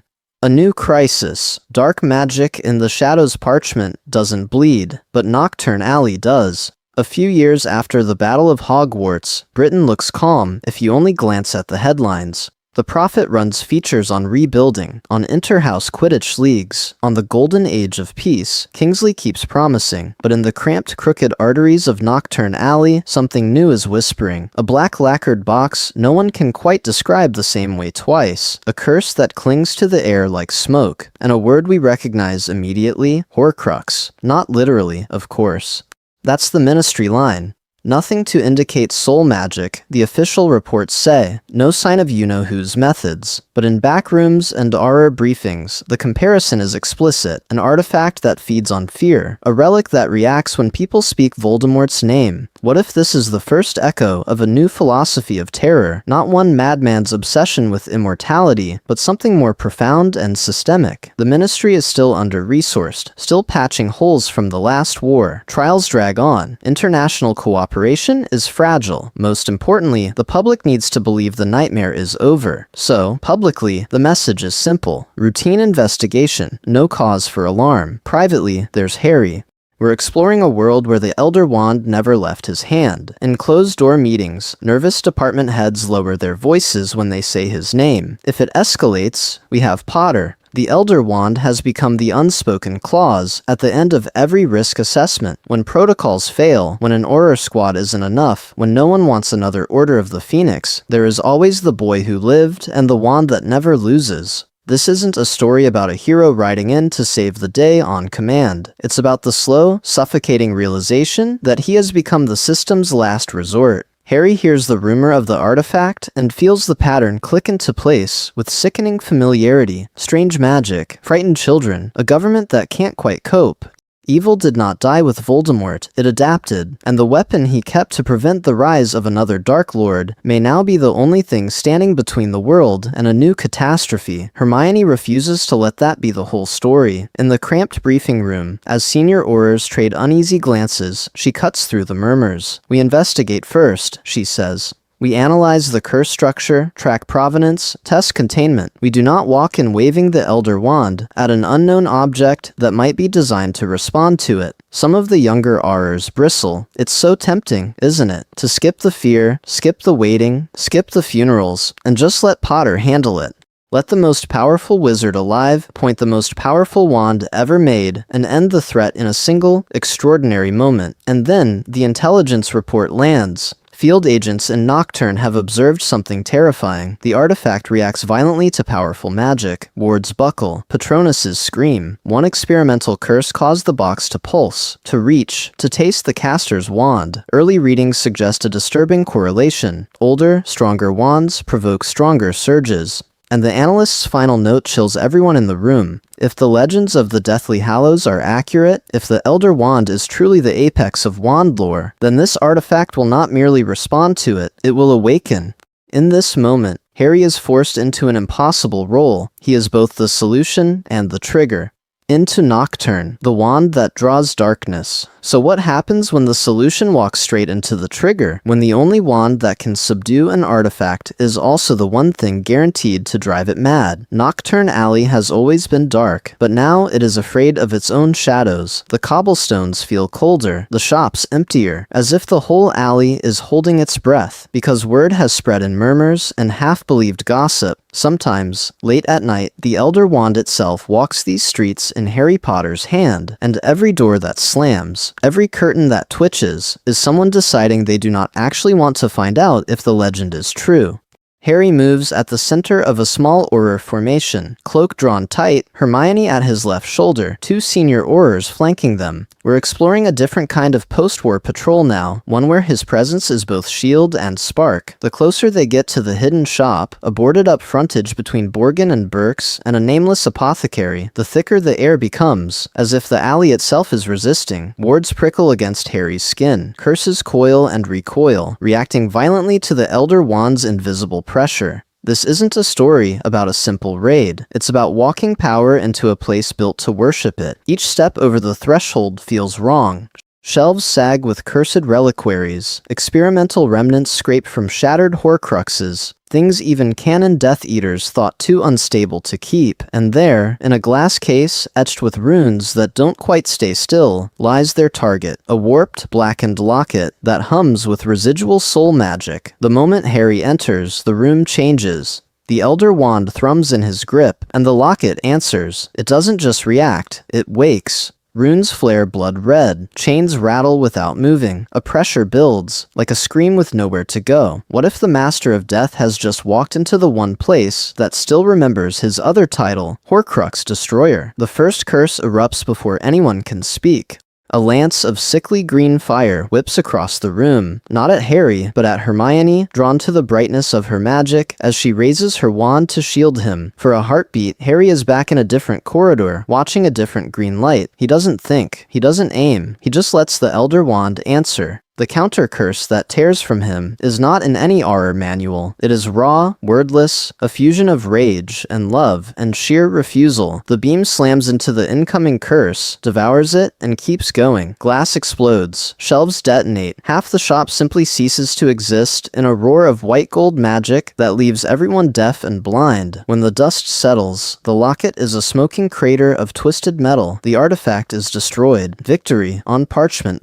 But the walls are half gone, neighboring shops exposed, a terrified shopkeeper sobbing under a fallen beam. Hermione is on the floor, shaking, not from injury, but from the echo of what she just felt through their bond. Because in that moment, Harry didn't just stop darkness, he matched it, overpowered it, met it blow for blow, with something more profound and far more absolute. And as she looks at the Elder Wand in his hand, still faintly glowing, still hungry, Hermione understands how thin the line has become between using this power to protect the world and letting the world reshape itself around that power. Most importantly, she realizes something she has never allowed herself to name. If the wand keeps answering Harry like that, if it keeps amplifying every instinct, every fear, every desperate act of love, what happens the next time he has to choose between restraint and annihilation? Because Nocturne Alley will not be the last place that calls to the Elder Wand, and the next artifact that wakes up might not be so eager to die. Collateral damage, when saving people isn't clean. The smoke over Nocturne doesn't clear in an hour, it hangs for days, in the air and in people's memories. A dark banner over Diagon Alley that says, the war is over, but the magic that won it is still terrifyingly alive. By the time the Aurors finish their reports, the numbers are ugly. 3 shop fronts reduced to rubble, a dozen bystanders in St. Mungo's, some with curse burns, some with shattered bones from flying stone, one witch who will never use her wand hand again because a ricochet from Harry's shield slammed her into an iron gate. The Ministry press office descends like vultures and healers at once, quills scratching, eyes calculating. How do you explain a blast that carves straight through cursed contraband, 3 brick walls, and the street beyond? You call it necessary force. You call it a targeted response to an escalating dark threat. You do not, under any circumstances, put the words Elder Wand on the front page. But people talk. They always do. In Flourish and Blots, in the Leaky Cauldron, in the queues outside Ollivander's, the story mutates. Some swear Harry arrived just in time, that the artifact's awakening would have killed dozens if he hadn't unleashed that impossible, white-hot arc of magic. Those witches and wizards look at the ruins and think, I'm alive because he didn't hold back. To them, he's still the boy who lived, only now he's the man who keeps them living. Others stare at the same broken cobbles and whisper something else. What if no one man should be allowed to wield that kind of power, even in love, even in defense? They remember Voldemort's effortless devastation, the way one wand could empty a street, and the comparison sits in their throats like poison. This isn't a story about gratitude, it's about fear. Harry feels that fear long before he hears it. He walks the cordoned-off alley with Kingsley, with Robards, with grim-faced hit wizards, measuring blast radii, and every cracked window is a verdict. He saved Hermione. He stopped a new dark force before it could spread. And yet, when he remembers the way the Elder Wand sang in his hand, the way destruction answered his panic with such eager precision, his stomach twists. How different is this, really, from the magic Voldemort used as casually as breathing? Where is the line between protection and annihilation when your wand does not believe in half measures? We're exploring a world where that question doesn't stay philosophical. In the International Confederation of Wizards, delegates from smaller countries seize on Nocturne as proof of what they've always feared. Britain is harboring a walking weapon of mass destruction. They push for registries, for inspection rights, for treaties that would classify the Elder Wand the way Muggles classify nuclear arms. Harry's name, once a symbol of resistance, becomes a line item in security briefings. And the Ministry is split. Some want Harry in the Auror office, visible, controlled, a friendly Dumbledore with better oversight. Others whisper that no institution should be held hostage by the temper of one extraordinary wizard. The Nocturne Blast gives them their first real ammunition. In the middle of this, Hermione becomes something paradoxical, Harry's shield and his sharpest critic. Publicly, she's relentless. She stands in front of reporters, chin lifted, and says that what happened in Nocturne prevented a far worse catastrophe, that Harry acted with restraint in a situation no one else could have survived. She reminds the world that dark artifacts don't respond to ordinary wands, that canon history has always turned on singular power. Privately, though, in the quiet of Grimmauld Place, she won't let him off with platitudes. She lays out casualty lists on the kitchen table, traces blast patterns with ink-stained fingers, and asks the questions the press won't. Can they design containment protocols? Should the Elder Wand ever be drawn in a crowded street again? Is there a way to use that power without making every battle look like a miniature war? Most importantly, she refuses to let Harry retreat into martyrdom or denial. This is a story about two people trying to carry something more profound than victory, responsibility. Their bond means she will always stand between him and a hostile world, but it also means she will stand between him and his own worst impulses. And just when the public narrative seems ready to harden, Harry as savior or Harry as threat, something unexpected happens that shatters every neat category the Ministry has been building. The international stage, when other ministries take notice. The neat categories don't just shatter in London, they echo. Because once you admit, publicly, that the Elder Wand is real and that it actually answers to Harry Potter, you don't just change Britain, you change the map. What if the boy who lived quietly becoming the most powerful wizard alive isn't only a British problem? What happens when every foreign minister, every wary ambassador, realizes that a single young man with a history of defying authority now holds a legend that once toppled entire eras? In Paris, in the mirrored halls of the French ministry, Delacour relatives whisper Fleur's name and ask what she knows of Harry's temperament, his impulses, his bond with Hermione. In Bulgaria, Krum hears gruff questions from officials who still remember Durmstrang's flirtation with the dark arts. Is Potter disciplined, or is he just lucky? Across the Atlantic, in the sleek, rune-lined offices of MACUSA, they replay grainy, pensive recordings of the Battle of Hogwarts and pause, again and again, on the moment Voldemort falls and the wand in Harry's hand does not. We're exploring a world where the war was watched from afar, like a storm on the horizon, and now, in the uneasy quiet, other governments realize the lightning never actually left the sky. It just chose a boy. Diplomatic owls arrive first, heavy with seals and careful flattery. Invitations to international conferences on post-war security, offers of joint research into highly powerful wand lore, couched in neutral language that fools no one.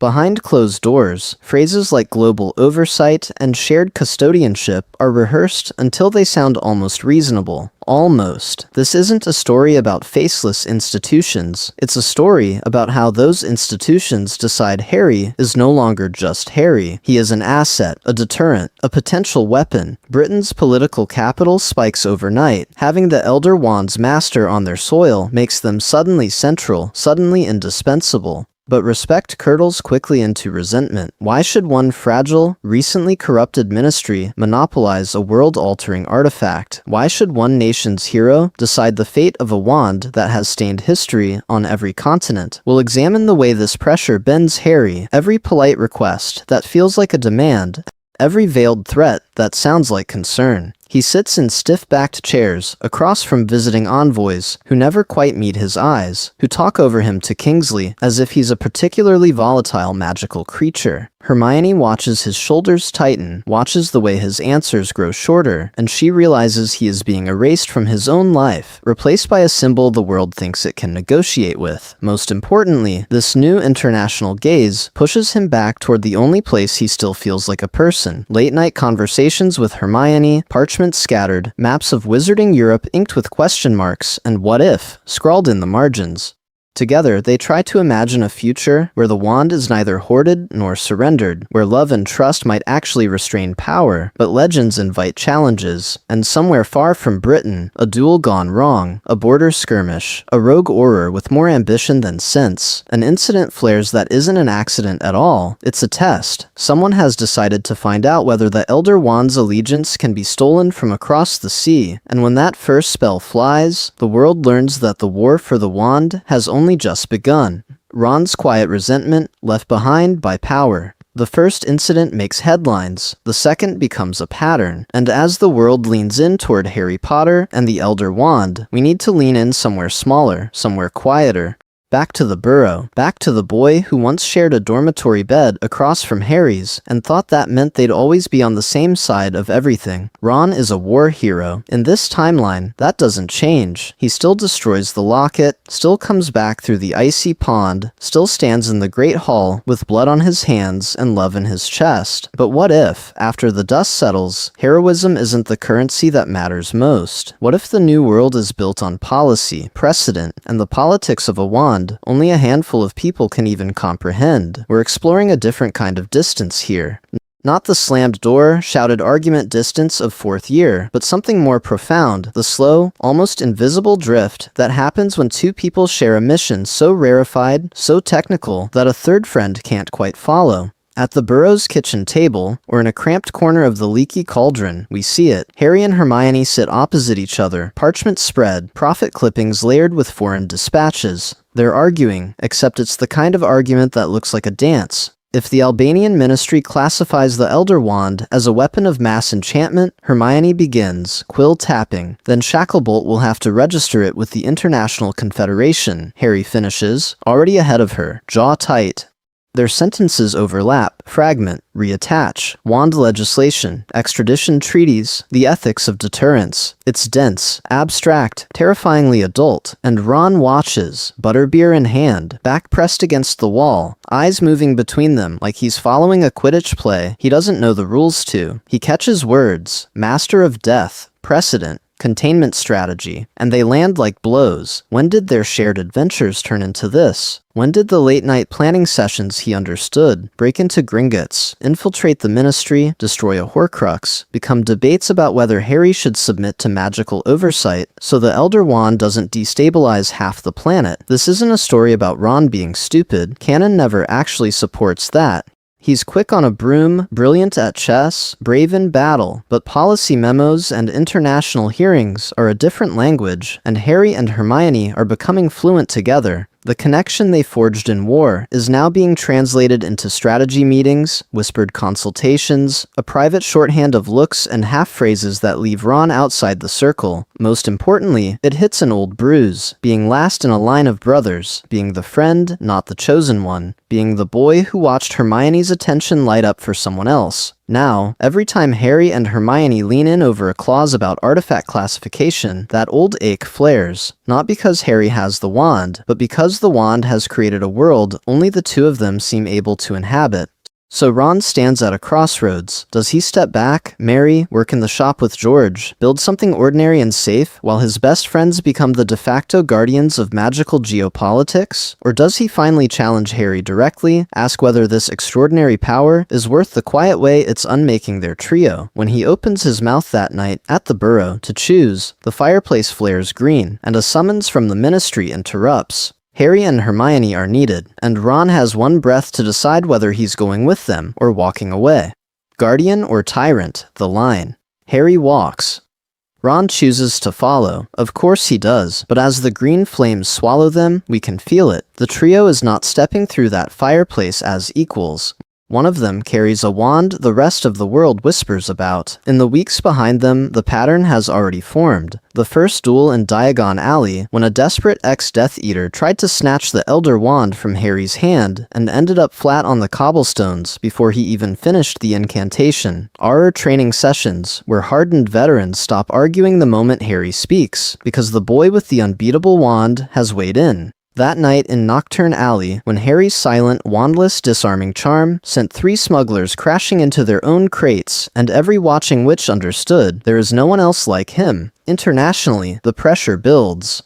Owls from the French Ministry, from the ICW, from terrified smaller countries that remember Voldemort's reach and now see a young British wizard who could duel any of them and win. At home, Ginny watches him from the edge of crowded rooms and feels the gap widening. He is always on call, always strategizing, always half listening for the next crisis. Ron jokes less and less, because how do you tease someone everyone else treats like a living deterrent? So what if each of these moments is a victory? The rogue duel stopped before civilians died. The Auror office unified around a clear leader. Nocturne Alley cleared of cursed artifacts. International incidents diffused because Harry's very existence makes would-be aggressors hesitate. On parchment, this is stability.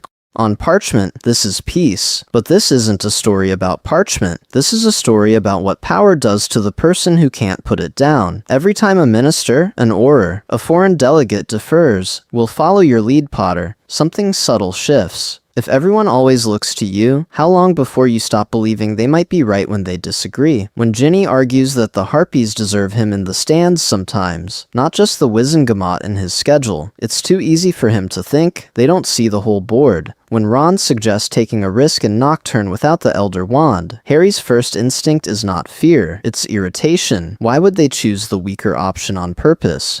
We're exploring a Harry who has actually earned this deference, which makes it more dangerous. Because how do you tell the savior he's wrong when his wand hand has never lost? Hermione tries. Most importantly, she becomes the one person in the room who will say no. She questions the legality of his unilateral decisions, reminds him that Dumbledore himself believed no one could wield the Elder Wand safely. She drags him back to the idea that institutions matter, that love and law and shared responsibility are something worth fighting for, even when one spell from him could end every argument. But here's the problem. When one brilliant witch's conscience is the only real check on a world-class wizard, that isn't a system, that's a relationship. What happens the first time she's not there, or the first time he chooses not to listen? Pattern interrupt. Imagine Harry in a meeting where Hermione is absent. The minister proposes a crackdown. The Aurors hesitate. For one breath, everyone waits to see what Harry will say. No Hermione, no dissent, just the Elder Wand on the table. At what point does a protector who can't be overruled become indistinguishable from a benevolent dictator, even if he never wanted the job? And if the wizarding world keeps asking Harry to decide, how long before he stops remembering that they were supposed to decide together? The temptation of small fixes. The problem is, power doesn't explode first, it seeps. In the weeks after that meeting, Harry doesn't storm the ministry or rewrite law in a night. He goes back to work, to Ginny, to late dinners at the Burrow. On the surface, life looks almost canon, but beneath his sleeve, the Elder Wand is always there, a quiet, humming presence that turns every inconvenience into a solvable equation. What if the first thing he uses it for isn't justice, but mercy? One evening, he stands shirtless before the mirror, tracing the pale, raised lines of old curses across his chest. Nagini's bite, the Caros Cruciatus, little monuments to pain. He lifts the Elder Wand, whispers a charm Madame Pomfrey never quite perfected, and watches the scars fade like mist in sunlight. It feels gentle, a kindness to himself. After everything, hasn't he earned that? From there, the line blurs. A cursed burn on a trainee Auror's arm, erased in seconds. Quicker quills in the Auror office, so witness statements practically write themselves. A subtle nudge on a stack of case files, so the most urgent rise to the top, bypassing the labyrinth of ministry bureaucracy. No one complains. Why would they? The work is faster, the outcome's cleaner, the world just a little less cruel. This isn't a story about Harry marching in and declaring himself ruler. This is a story about something more profound and more dangerous. A habit. Each time he reaches for the Elder Wand, instead of waiting, instead of persuading, instead of letting someone else struggle and learn, the choice feels harmless, even loving. He is smoothing the edges of a broken world for the people he cares about. That's what he tells himself. We're exploring the temptation of small fixes, those private moments where no one is watching, where the only judge is Harry's own exhausted conscience. A grieving father who can't sleep without seeing his son's body on the astronomy tower floor. Harry meets him in a quiet St. Mungo's corridor and, with a flick, softens the memory, blurring the worst of it. A former Death Eater's child, shaking under questioning. Harry dampens the boy's terror so he can speak. It feels like compassion. It also feels easy. And then Hermione walks in on him doing it. It's late, the Auror interview room lit by a single swinging lamp.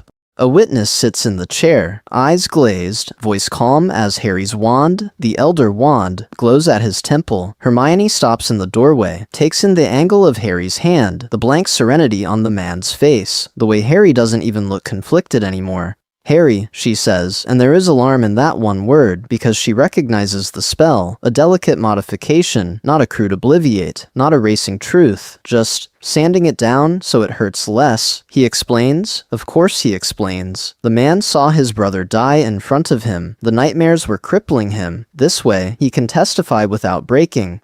Harry's voice is steady, almost persuasive, as he lays it out. After war, after trauma, after watching the people they love shatter, why shouldn't he use every tool to make the world gentler, faster, better? Why cling to pain when he can actually remove it? Hermione listens, eyes bright, jaw tight. Most importantly, she hears not just what he is doing, but how casual he has become about doing it. Harry, she says quietly, stepping closer. If you can fix everything, Harry, do you still believe other people have the right to be wrong? The question hangs there, heavier than any curse, and for the first time in weeks, the Elder Wand in his hand feels less like a gift and more like a verdict. A world that forgets how to say no to Harry Potter. Harry doesn't answer Hermione's question, not really, because by the time you can fix everything, the question of whether other people have the right to be wrong stops feeling philosophical and starts feeling inefficient. What if that's where the real danger begins? Not with curses or coups, but with a quiet cultural shrug that says, if it goes wrong, Harry will sort it out. We're exploring a world that slowly forgets how to say no to the boy who lived and to the wand that always obeys him. Inside the rebuilt ministry, the shift is subtle at first. A regulation on experimental potions passes with vague language because, as one junior official whispers, if anything truly dangerous slips through, Potter will shut it down. A proposed Auror protocol is left deliberately flexible. Kingsley remarks that in a true crisis, they can defer to Harry's judgment on the day. Crises are not solved. They are postponed, catalogued, and quietly stacked in an invisible inbox labeled, "When Harry has time." This isn't a story about a tyrant seizing power. This is a story about institutions handing it away, one lazy assumption at a time. When the most powerful wizard alive is also the most trusted, why waste months on committees and hearings when you can wait for his next visit? Outside those marble halls, the pattern deepens.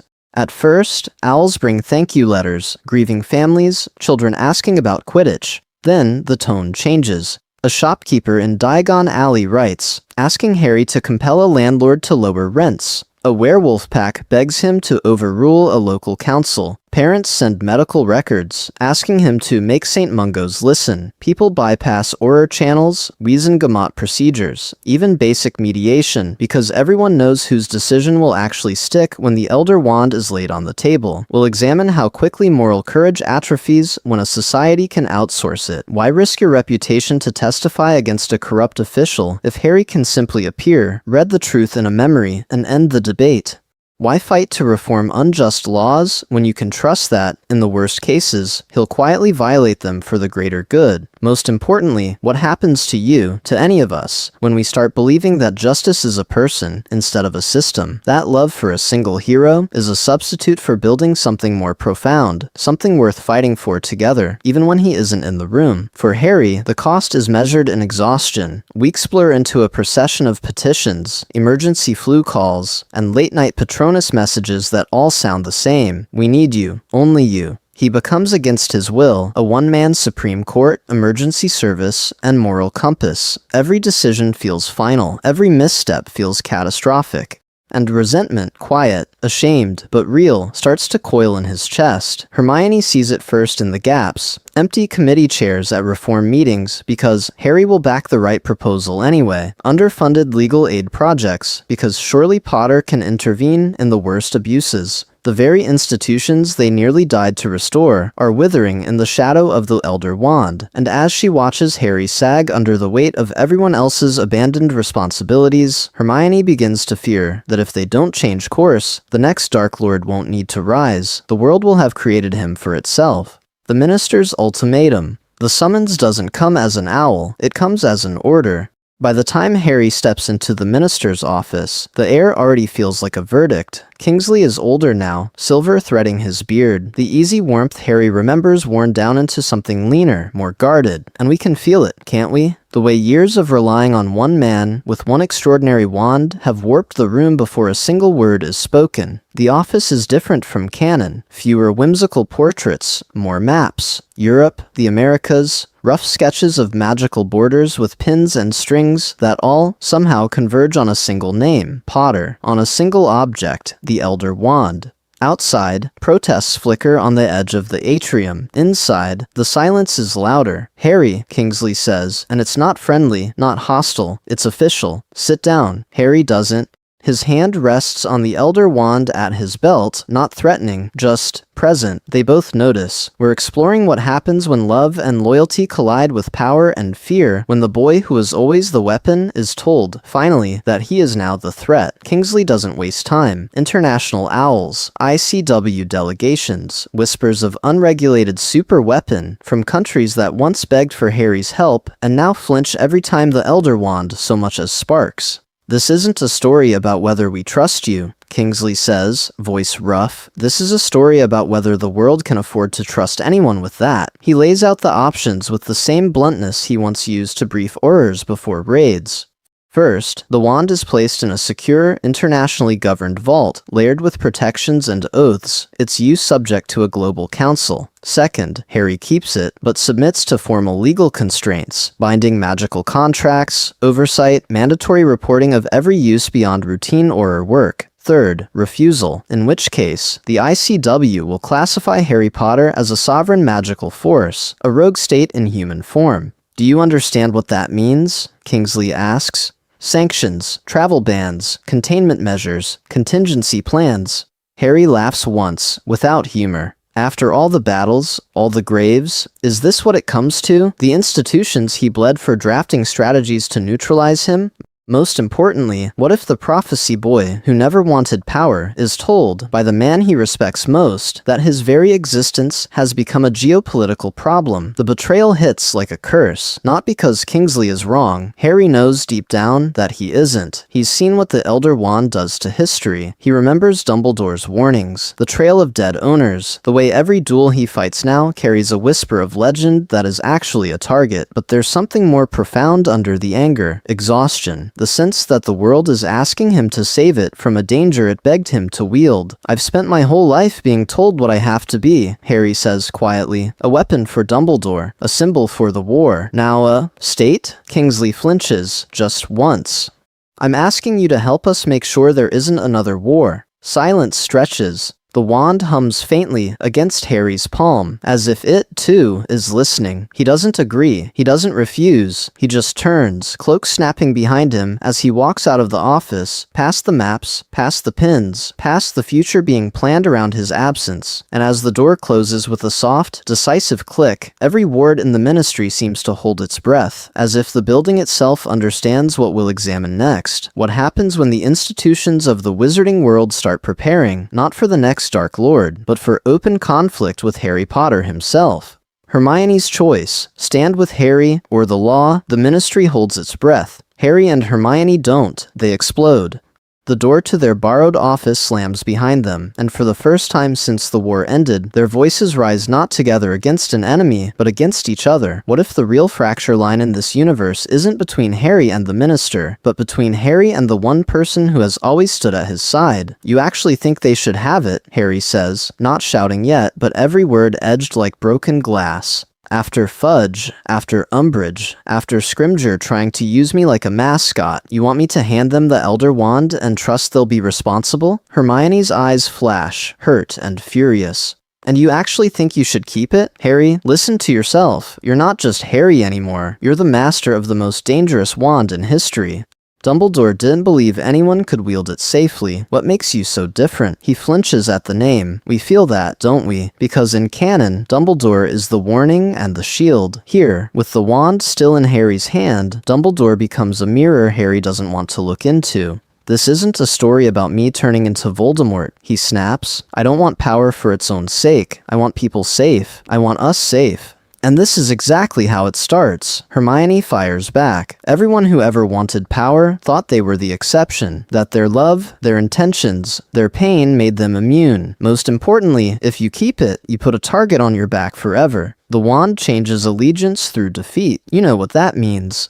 Every ambitious witch and wizard, every surviving Death Eater, every foreign minister who feels threatened, they all have to test you. Her voice breaks on that last word. This isn't abstract policy for her. This is Harry dueling in alleys at midnight because someone wants to see if the legend is true. "And if I give it to them?" Harry demands. "Do you honestly think a fragile ministry, still full of people who looked away for a year, should control something like this? That's not the rule of law. That's pretending the robes make them righteous." Hermione's silence is the pattern interrupt. For a heartbeat, she doesn't argue. She just looks at him, at the boy who dragged her out of a troll's bathroom, who believed her about time turners, who held her in a tent while the world burned. The boy she chose, again and again, over canon expectations, over Ron, over safety. "If I stand with you completely," she says quietly, "I help you become an unelected power above the law. I become complicit in breaking everything I've spent my life trying to fix. But if I stand with them, I tell the Ministry it's acceptable to threaten you. I tell you I don't trust you, and I lose you." Years of crises flicker between them. The basilisk, the time turner, the graveyard, the forest. They have always solved the impossible together. But what if this is the first problem where their values collide instead of interlock? "So what then?" Harry asks, and now he sounds tired, not angry. There isn't a compromise. Either I keep it or they do. Hermione inhales, steadying herself, and in that breath, the entire trajectory of this alternate history shifts. "There is a third option," she says. "Not you, not them. The Elder Wand doesn't have to exist as a private weapon or a state weapon. We can end it. Not just hide it in a tomb and hope. Actually end it. Break the legend, not just the wood." Harry stares. "You mean destroy it?" "I mean remove it from the game," she answers. "Even if it means you'll never have that power again. Even if you'll never feel safe again." She steps closer, eyes shining, voice barely above a whisper now. "This is a story about choosing what kind of world we want to live in, Harry. Power in one pair of hands, or something more profound. A world where no wand is worth a war. So I'm asking you, do you trust me enough to let this end, even if it means you'll never feel safe again?" The new Dark Lord. Question. Harry doesn't answer her right away, because outside that quiet room, the world has already started answering for him. Whispers move faster than owls. The boy who lived has the Elder Wand. No one can beat him. He stopped Voldemort and the Death Eaters. Who could stop him if he changed? The words are breathless at first, almost admiring, but there's a shape forming underneath the awe, a familiar silhouette we recognize before Harry does. Most people don't say it aloud, a few do. Isn't that how a new Dark Lord starts? And this is where the what if turns cold, because the fear doesn't come from Harry doing anything cruel, it comes from the structure of it all. One man, carrying unchallengeable power, standing outside the Ministry, outside Hogwarts, outside every check and balance Wizarding Britain actually has. Voldemort claimed authority through terror. Harry has offered it through gratitude. Functionally, the pattern rhymes. When Harry finally hears the phrase attached to his own name, it hits like a Cruciatus without a wand. New Dark Lord. The words drag prophecy up from the grave. Neither can live while the other survives. Had they ever really said which side of that line he was on? Tom Riddle in the orphanage, Tom Riddle collecting trophies, Tom Riddle convincing himself that he was the exception to every rule, and over all of it, Dumbledore's voice, quiet and devastating. I was afraid of power. We're exploring the moment Harry realizes Dumbledore's fear is now his biography. So he does what he always does when he's terrified of himself. He looks to history. The Elder Wand story is a ledger written in blood. Antioch Peverell, dead in his sleep by a thief who once admired him. Loxias, dragged down by the very challengers his victories inspired. Grindelwald, defeated by the friend who loved him most. Dumbledore, disarmed by a boy who never meant to hurt him. Admiration curdles into envy, envy into fear, fear into murder, again and again. The pattern isn't subtle, it's a curse written into the wand's legend. Harry has tried to treat Master of Death as a protective title, a way of saying, I faced it and walked back. But now the phrase tastes different. Master suggests control, Death suggests an ending. Put them together, and it sounds less like a blessing, and more like a sentence. This isn't a story about a boy finally safe because he can't be beaten. This is a story about a young man who realizes that as long as he clings to the wand, he is volunteering to be the final chapter of its violence. So the question shifts. Not just, will Harry give up the Elder Wand, but will he give up the version of himself who believes he must always be the one to save everyone, no matter the cost? Can he imagine a future where he and Hermione, where all of them, build a world together instead of orbiting his extraordinary power? Most importantly, when the world begs him to stay its shield, will he dare to say no and let this end? The final test, a threat, only the Elder Wand can stop, and then the world answers that question for him. It begins in whispers again, but not the political ones, not this time. Reports from Eastern Europe, then the North Sea, then the Scottish coast. Storms that are not storms, dragons that are not behaving like dragons. Whole colonies driven mad, their fire turned a sickly violet, their eyes filmed over with the same gray sheen Harry remembers from Inferi. What if the last remnants of Voldemort's scattered followers had not tried to resurrect a Dark Lord, but to awaken something older than any wizard alive? This isn't a story about one more Death Eater raid. It's a story about a ritual gone catastrophically right, a rogue coalition, nocturne cultists, foreign warlocks who still worship Grindelwald, bitter ex-Aurors, has found a way to braid dragonfire with cursed blood and ancient runes. The result tears open the sky itself, a dragon storm, living tempests of scaled bodies and corrupted magic, spiraling across continents, hunting every source of human spellwork they can sense. The Ministry tries. Of course they do. International task forces, emergency flu bans, muggle weather anomalies frantically obliviated. But every spell they throw only feeds the storm. Every strike of ordinary magic absorbed, twisted, hurled back as plague fire that rots wands, sears lungs, turns Patronuses to ash. We're exploring a moment where all the careful arguments about checks and balances, about not relying on Harry, suddenly feel painfully, almost obscenely naive. In an emergency session, Kingsley's voice actually shakes. The French minister refuses to send more Aurors. The ICW delegates argue about jurisdiction, while an entire wizarding village in Norway disappears from the map in a single incandescent scream. And in the middle of that chaos, every eye keeps flicking, helplessly, to the one wizard who has not yet spoken. Harry understands before anyone says it out loud. This is what he kept the Elder Wand for. Not duels, not politics. Extinction-level nightmares like this. He can feel it humming in his hand already, eager, as if the wand itself recognizes a threat on its own scale at last. He hates that part, the way its power answers him so easily, the way a small, terrible part of him is relieved that there is finally something only he can stop. Hermione sees that flicker, and steps closer, her hand wrapping around his wrist, anchoring, refusing to let him disappear into the legend everyone else already believes. There has to be another way, she says first, because of course she does. She talks about containment fields, about dragon sanctuaries, about breaking the ritual's runic lattice.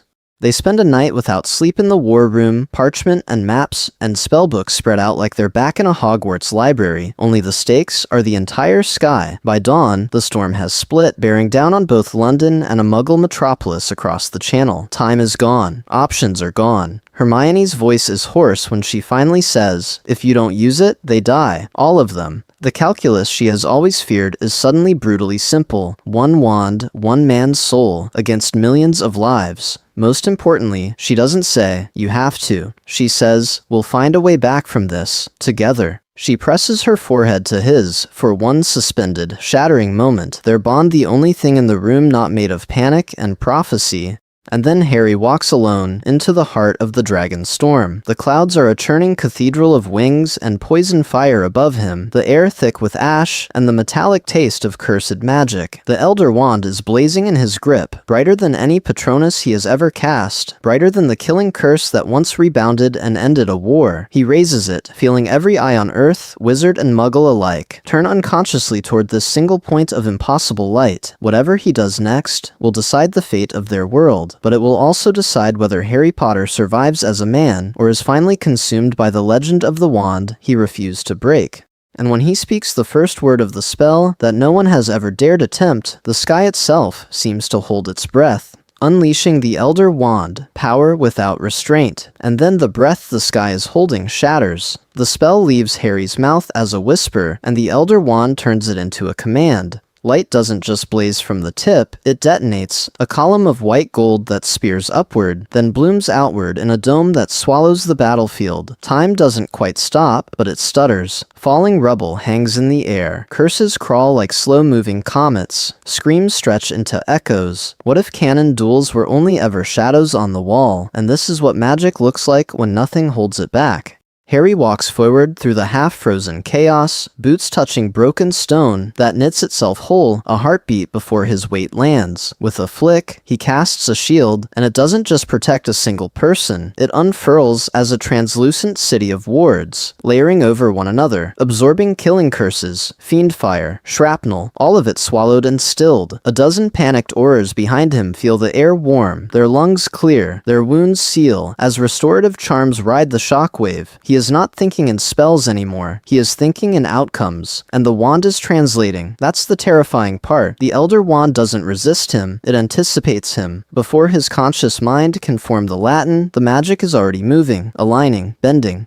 An enemy raises their wand to his left, and the Elder Wand jerks his wrist, almost gently, as if saying, "There, now." A silent Expelliarmus tears the wand away and binds the caster in the same motion, ropes forming out of the slowed-down air. For a moment, too long a moment, Harry feels it, master of death, untouchable, unstoppable. Images flash like intrusive thoughts. Voldemort in the graveyard, eyes wide as the twin cores connect. Dumbledore on the astronomy tower, power held back by choice. The great hall lined with bodies. Fred, Remus, Tonks, faces he will always love and never see move again. And now here he stands, throwing up a continent-wide Protego that makes their greatest feats look almost delicate. We're exploring a Harry who finally understands that if he wishes, he can end this in a single, brutal sweep. No survivors, no risks, no more threats to anyone he cares about. The wand likes that thought. He can feel it, a subtle pressure behind his eyes, a whisper in his grip, urging him to do more, to control more, to fix everything. This isn't a story about simple corruption. It's about something more profound. How easy it is, when you can save everyone, to start believing you should decide for everyone. The cost hits him in waves. Every spell tears through his nerves like lightning. His vision doubles, then triples. His scar burns, not with Voldemort's echo, but with raw overload. Blood trickles from his nose. His hand shakes, but the wand steadies it, hungry. He forces himself to choose containment, not annihilation. The Fiendfire implodes into a marble-sized orb and vanishes. The collapsing Ministry Tower rewinds, stone leaping back into place. Dark wizards find their wands fused to the ground, their memories of certain names blurred rather than erased. And then it's over. The dome of light contracts, seeps into the Elder Wand, and the world lurches back into real time. Rubble crashes the last few inches. Curses wink out. People gasp as if waking from drowning. Harry stands at the center of an impossible calm. The crisis averted. The world, for now, saved. Every eye is on him. No one speaks, because everyone understands the same terrible truth. There is no witch or wizard alive who could have done what he just did. His knees buckle. The wand is still fused to his fingers as he collapses, body spent, magic screaming in protest. Aurors, friends, strangers surge forward, but they stop just short, staring at that thin length of elder and thestral hair. This is a story about power that has no rival, and the boy who has to decide, when he wakes, whether that power is something worth fighting for, or something he has already lost himself to. After the storm, the choice only Harry can make. Harry wakes to silence that isn't really silent at all. There are hushed voices beyond the curtain, the rustle of robes, the faint crackle of a wireless broadcast repeating his name like a spell, not the boy who lived this time, the wizard who ended it, again, the undisputed master of the Elder Wand. What if the world had already decided what he is before he's even sat up? We're exploring a different kind of aftermath now, not rubble and funerals, but headlines and expectations. Outside St. Mungo's, witches leave candles and white lilies. Someone charms a constellation of tiny glowing stags over the entrance. In Diagon Alley, shop windows display moving photographs of Harry standing over the defeated threat, Elder Wand raised. The Prophet runs op-eds arguing that Harry should be formally designated a permanent guardian of Britain, a magical first responder with emergency authority to act where the ministry is too slow or too afraid. Some whisper with worshipful gratitude, some with renewed fear, and some, in darker corners, mutter that no one man should hold power that outstrips the entire Auror office. Inside, Harry feels none of that, no triumph, no righteous glow. What he remembers is the rush, the way the Elder Wand had seemed to breathe with him, anticipate him, open corridors of magic he had never known existed. The way, for one terrifying heartbeat, he had liked it. He stares at his hand, bandaged, trembling, still wrapped around air as if the wand were there, and feels not pride, but a hollow ache, as if something vast and cold is still lodged behind his ribs. This isn't a story about simple victory. It's about the moment you realize you almost enjoyed being a god. He thinks of Hermione's question, asked weeks ago in the quiet of Grimmauld Place, when they were still arguing hypotheticals. Who do you trust with a weapon no one can match? How long before the world stops seeing you as a person, and starts seeing you as a solution? Back then, he'd tried to joke, to insist he could just keep it safe, keep it quiet, keep it under control. Now he knows better. As long as the Elder Wand sits in his hand, he will always be on call, always one crisis away from losing the thin line between protection and domination. Pattern interrupt. What if the real prison isn't Azkaban, but being the answer to every problem? Unlike at the end of Deathly Hallows, this Harry has felt the Elder Wand from the inside. He has watched it magnify not only his courage, but his anger, his desperation, his hunger to make the world finally, irrevocably safe. That makes his next choice far more informed, and far, far harder. To give up a power you barely understand is one thing. To surrender a power you have tasted, that has saved lives in your hands, that the world is begging you to keep, that is something more profound. Most importantly, he realizes he cannot do it alone. So when the Mediwitch draws back the curtain and asks if he wants the minister, Harry shakes his head. "Hermione," he says, voice rough, not Kingsley, not the press. Hermione, because this is a story about a bond that has always pulled him back from the edge, about love and friendship that refuse to let him disappear into legend. He swings his legs off the bed, still unsteady, and waits. When Hermione steps through the curtain, eyes red, jaw set, he meets her gaze, and finally says the words they have both been circling since the wand first chose him. "I'm ready to do what we talked about," he whispers, "but I can't face it, can't face myself, without you. We do this together, and that decision, not any duel, is what will decide what kind of man the master of the Elder Wand becomes next." The last journey to Dumbledore's Tomb Night has settled over Hogwarts like a held breath. The castle is whole again, stones refitted and banners rehung, but the quiet is different from their school days. This isn't curfew mischief or exam night nerves. This is the hush of a world that believes the war is over, while out here on the dew-silvered grass, two people know that one last battle is still being fought in Harry's hand. We're exploring a pilgrimage that canon only sketches. In the books, Harry walks alone to Dumbledore's White Tomb, the Elder Wand newly won, his choice clear, almost simple. But what if he doesn't arrive as the boy who has just survived Voldemort once more? What if he comes as the man who has lived with the Hallows for years, who has felt the Elder Wand amplify every spell, every impulse, every temptation? He doesn't walk alone now. Hermione is beside him, cloak pulled tight against the wind off the lake, matching her steps to his without even thinking. Their bond has been tempered by time, by marriage, by nights spent arguing over policy, and days spent cleaning up the last poisonous fragments of Voldemort's regime, and always, in the background, the knowledge that the most dangerous artifact in magical history sleeps in their home. I keep thinking about that first night, Hermione murmurs as the castle falls behind them, her breath a pale cloud. When you used it to fix your old wand. Harry huffs a quiet laugh that isn't really a laugh. Back then it felt clean, somehow, like I was undoing damage, not inviting something in. He flexes his fingers around the Elder Wand now, feeling the familiar, electric readiness, the way it seems to lean toward any hint of conflict. I told myself I was different from Dumbledore, different from Grindelwald. I actually believed I could be the exception. This isn't a story about a sudden, dramatic corruption. It's about erosion, a decision here, a shortcut there. The way the wand made stunning an entire room effortless, made international negotiations tilt the moment foreign ministers realized just who held the legendary Death Stick. We'll examine how many crises it ended before they began, and how many choices it twisted simply by existing. Hermione reaches across the narrow space between them and takes his wand hand in both of hers. It's a small, almost ordinary gesture, but it lands with extraordinary weight. She has held that hand while he bled, while he shook with nightmares, while he signed laws reshaping their world. Now she steadies it as they approach the white marble that holds the man who once believed no one could master this power without being mastered in return. You saved lives with it, she says quietly. You saved me with it more than once. And every time, Harry answers, eyes fixed on the tomb. It got a little easier to think I deserved it, that I'd always make the right call. I don't trust that anymore, Hermione. I don't trust myself with this. There are a dozen speeches they could give here about power, about responsibility, about love. They don't. Their shared silence, the tightness of her fingers around his, says something more profound than any vow. Most importantly, this is a story about choosing to end what could have made him untouchable.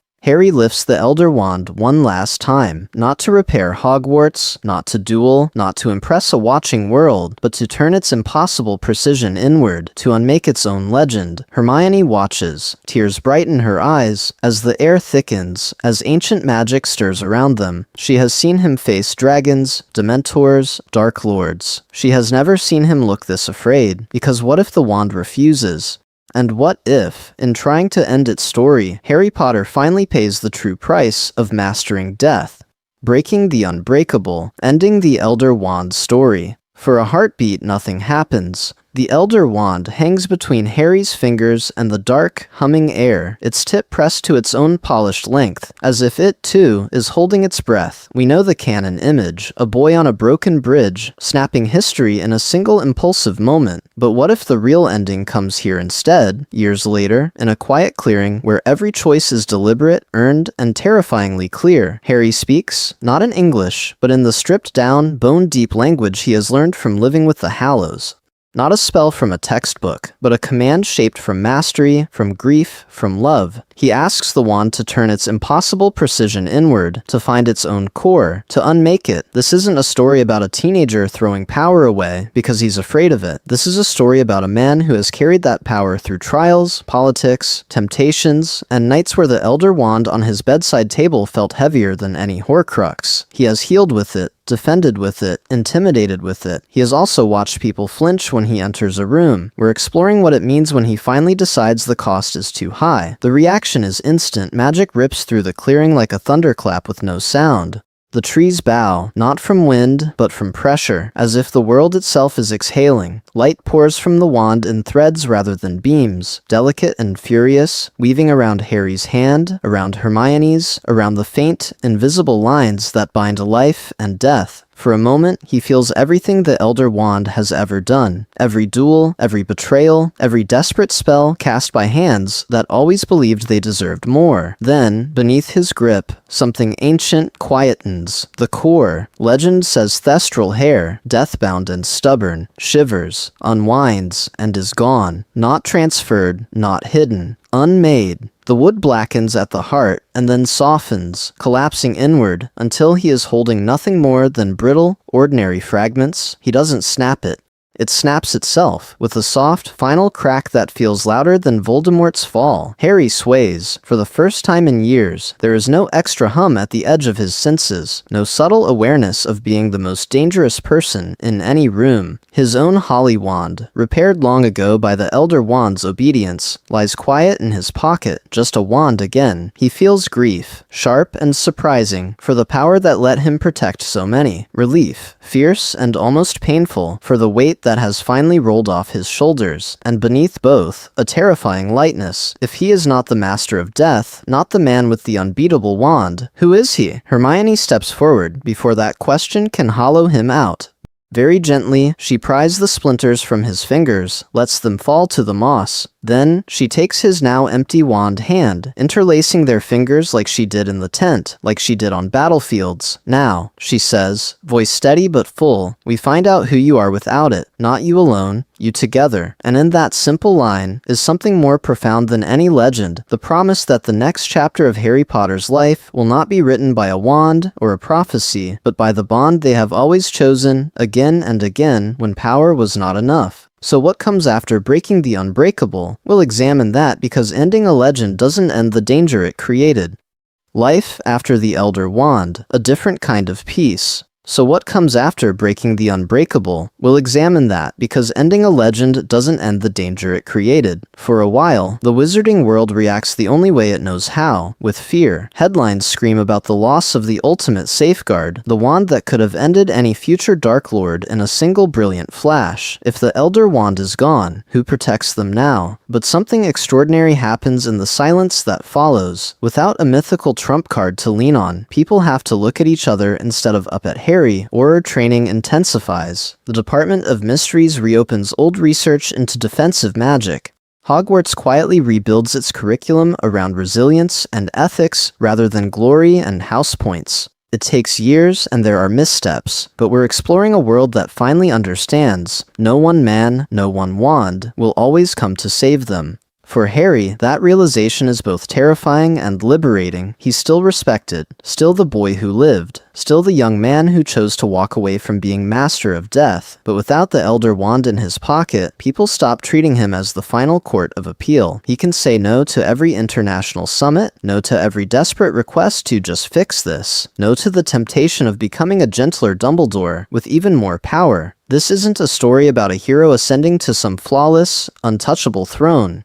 This is a story about a survivor learning he is allowed to be finite, and that shift changes his relationships. With Ginny, the sharp edge of awe blunts. There is room, at last, for anger that he didn't choose her first, for grief over the war, for the possibility of a mature reconciliation that isn't built on hero worship, but on two adults who know exactly what they're forgiving. With Ron, the triangle of power tilts back toward balance. Harry is no longer the walking nuclear option in their trio, and Ron's strategic mind, his loyalty, his humor matter again in ways that aren't overshadowed by legend. Then there's Hermione, the girl who stood beside him while he broke history's deadliest wand, becomes the woman who shares the weight of that choice.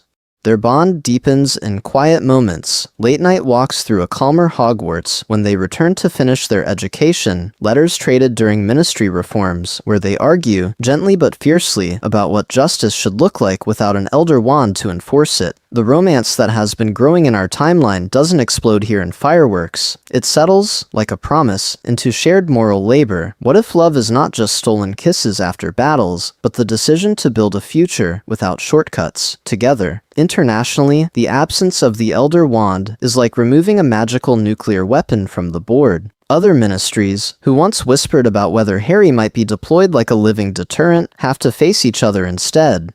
Trade agreements, joint or task forces, even truth and reconciliation style tribunals with former Death Eaters become necessary because there is no fantasy of Harry simply dueling the next Grindelwald into oblivion. Most importantly, the thematic center of this universe shifts. True peace doesn't come from one man's invincibility. It comes from a community choosing to live without an ultimate trump card. No Hallows, no secret weapon, no hidden savior, just flawed people, slowly deciding that something more profound than power is worth fighting for, trust. But peace is never absolute, is it? Removing the Elder Wand closes one door and opens another. If there is no unbeatable weapon, what happens when the next threat doesn't want power, but chaos? In the next section, we'll explore the shadows that remain, and how Harry and Hermione face a world where evil has learned from its own defeat. Would Harry have fallen? The corruption question, revisited. But peace is never absolute, is it? If chaos adapts, then the real question returns like a whisper in the dark corridor outside the Great Hall. Would Harry, with the Elder Wand still in his hand, have fallen? We're exploring not an abstract fear, but a trail of moments where he could have tipped. The lethal duel with the last Lestrange in Nocturne Alley, when a Sectum Sempra flickered at the edge of his rage, and the Elder Wand all but sang for blood. The quiet manipulations, nudging a vote in the Wizengamot here, bending a witness's memory there, each one justified as protection, each one a half step away from Canon Harry, and the intoxicating surge in that final battle at Hogwarts, when he felt Voldemort's curse recoil, and just for a heartbeat, like the feeling of being unstoppable. Every time, he pulled back, sometimes because he chose to, sometimes because Hermione dragged him back. This isn't a story about a pure hero resisting an evil artifact through sheer moral perfection. This is a story about amplification. The Elder Wand doesn't rewrite Harry, it turns the volume up. His protectiveness becomes possessiveness over the safety of the people he loves. His anger at injustice becomes a readiness to strike first. His savior complex, that desperate need to fix everything himself, finds at last a tool that can actually make that illusion feel real. But the wand also magnifies what was always his deepest counterweight, self-sacrifice, and the ability to course-correct after he's gone too far, when he stuns instead of kills, when he admits to Hermione that he enjoyed winning that duel too much and lets her take the wand away for a week, when he finally realizes that being the most powerful wizard alive is making him the loneliest person in every room. Most importantly, he is not alone. Hermione's presence is the single greatest ward against corruption. She is the one who names what is happening, who refuses to be impressed when he casually repairs a shattered building with a flick, who asks, "At what cost, Harry?" when the Ministry starts depending on him like a one-man horror office. Their bond, that extraordinary connection built on years of love and shared danger, means that no decision about the Elder Wand truly happens in isolation. Ron's bluntness, McGonagall's stern disappointment, even Ginny's hurt distance in some versions, all of it forms a web of human reaction that keeps him from drifting into the cold vacuum of absolute power, and yet, we have to admit the uncomfortable what if.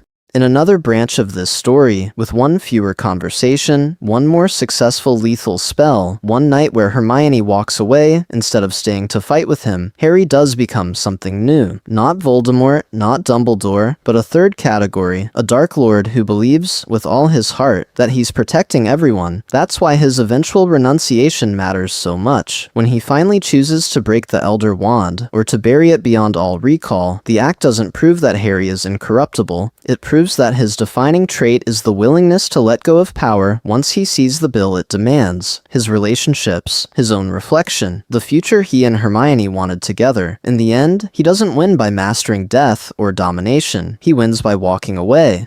But if power leaves a scar even after it's surrendered, what does the world look like in the years after that choice? In the next section, we'll examine how Harry and Hermione live with the consequences of almost becoming legends, and why the shadow of the Elder Wand never entirely disappears.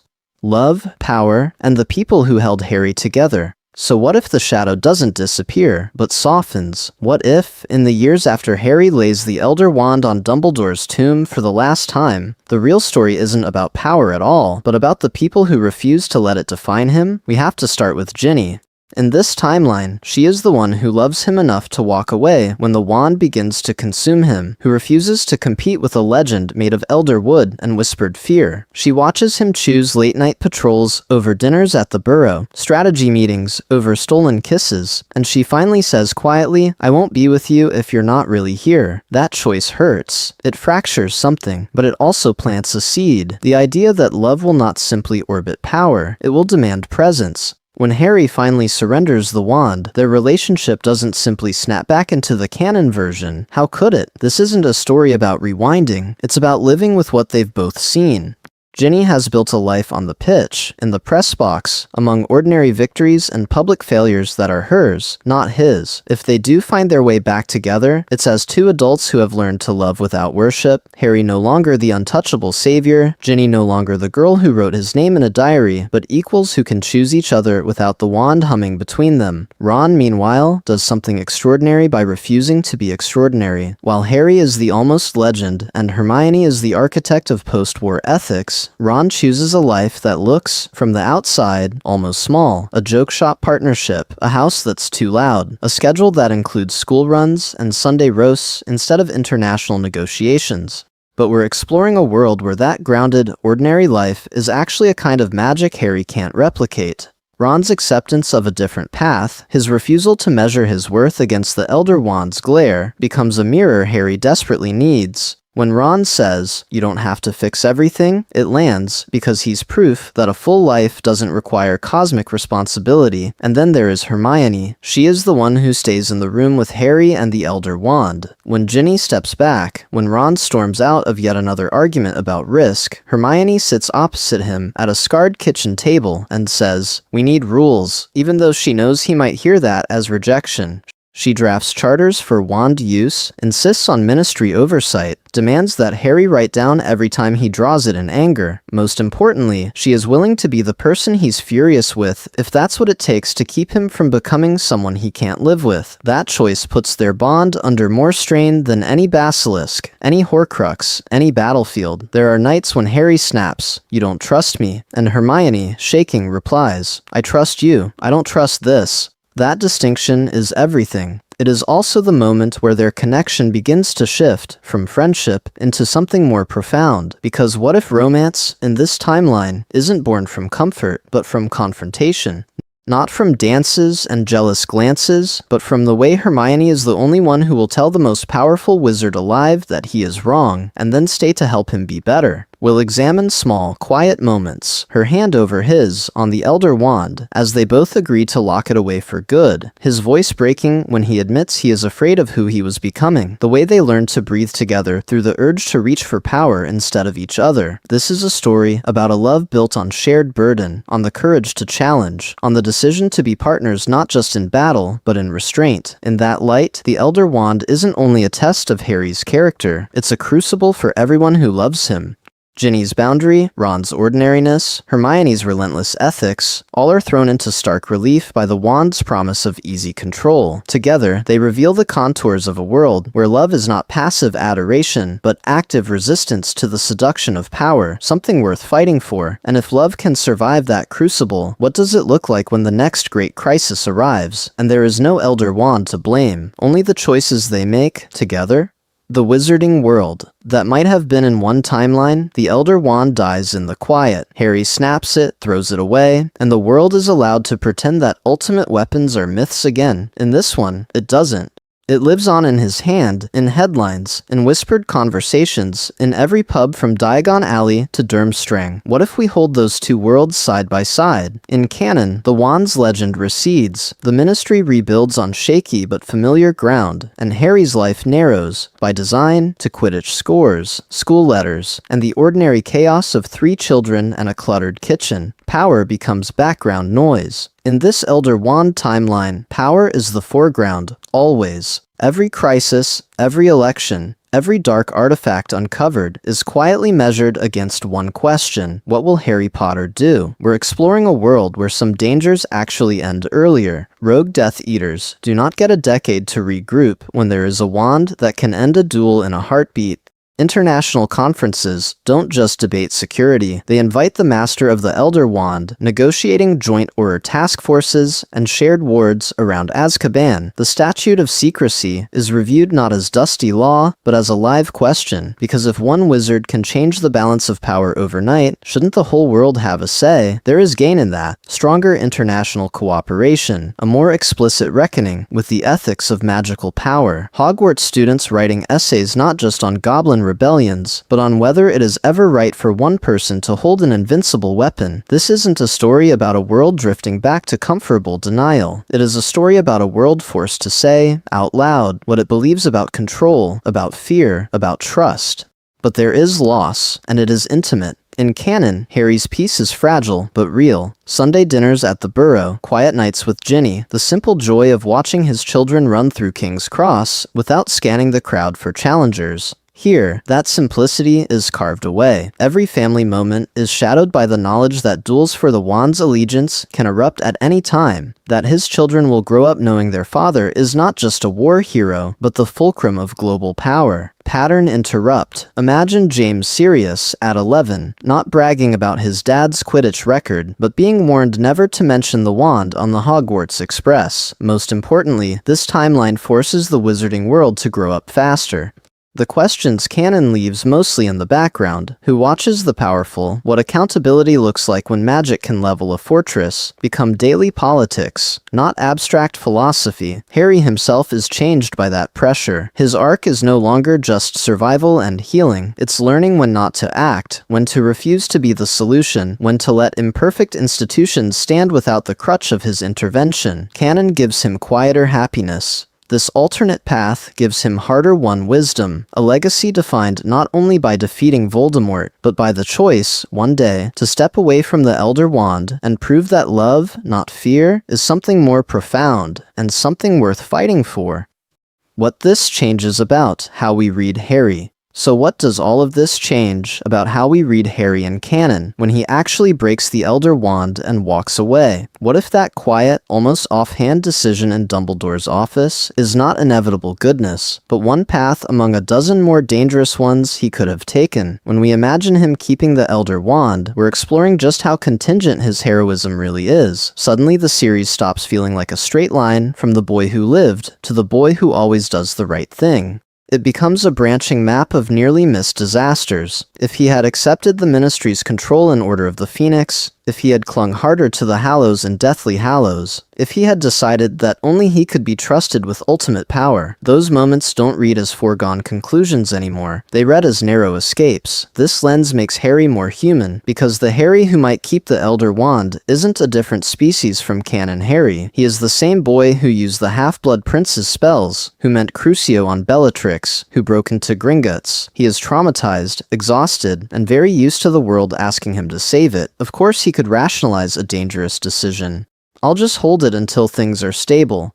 I'll only use it when it's absolutely necessary. We can see how easy that slide would be, and we can see how, in canon, what pulls him back from that edge is not innate purity, but Hermione's questions, Ron's loyalty, Ginny's love, Dumbledore's painful honesty, and his own hard-won self-awareness. This isn't a story about a boy who never wants power. This is a story about a boy who keeps being handed power and has to decide, again and again, what it will cost other people. Go back to him refusing to be the Ministry's poster child. That's not just teenage defiance. That's Harry choosing not to let an institution weaponize his image. Look at him trusting Dumbledore's plan in the forest, even after feeling betrayed. That's not blind faith, that's a deliberate surrender of control in order to break a cycle of domination. And finally, look at him snapping the Elder Wand. If we hold our what if in one hand, while we reread that scene with the other, the gesture changes. It stops being a neat narrative cleanup of a dangerous artifact and becomes an act of resistance. He is rejecting the role every Elder Wand master before him accepted: conqueror, guardian, tyrant, martyr. He is saying, I will not be the solution that takes away everyone else's choices.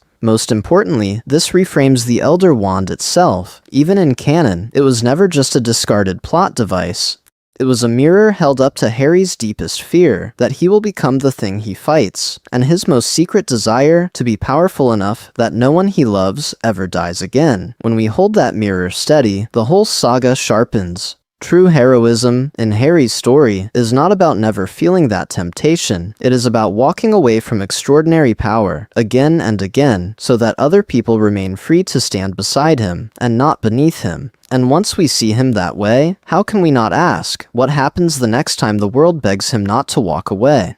If you held the Elder Wand, a personal challenge. So now the question turns, quietly but relentlessly, toward you.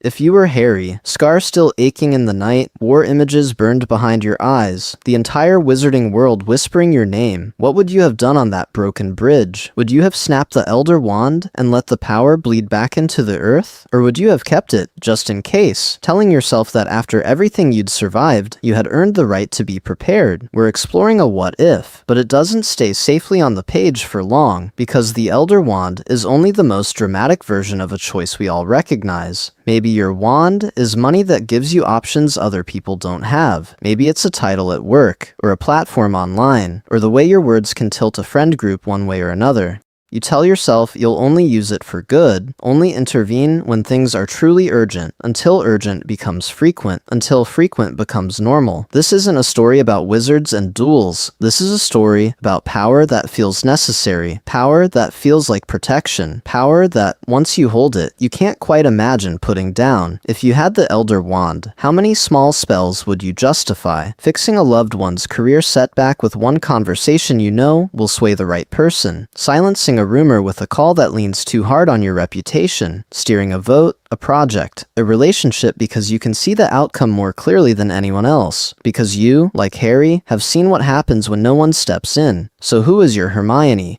Who is the person who can look at you when you are tired, praised, half broken, and half worshipped, and say, that's too much, you're going too far? Do you actually listen, or do you only listen when their warning matches the choice you already wanted to make? Harry survives because Hermione will stand in his way, not just at his side. Most importantly, he survives because, in canon, he lets her. What if the Elder Wand, in your story, is any tool that makes it easier to control than to trust? The algorithm that rewards outrage over nuance. The savings account that could help someone now, but might protect you later. The secret you could reveal to win an argument instead of doing the harder work of forgiveness.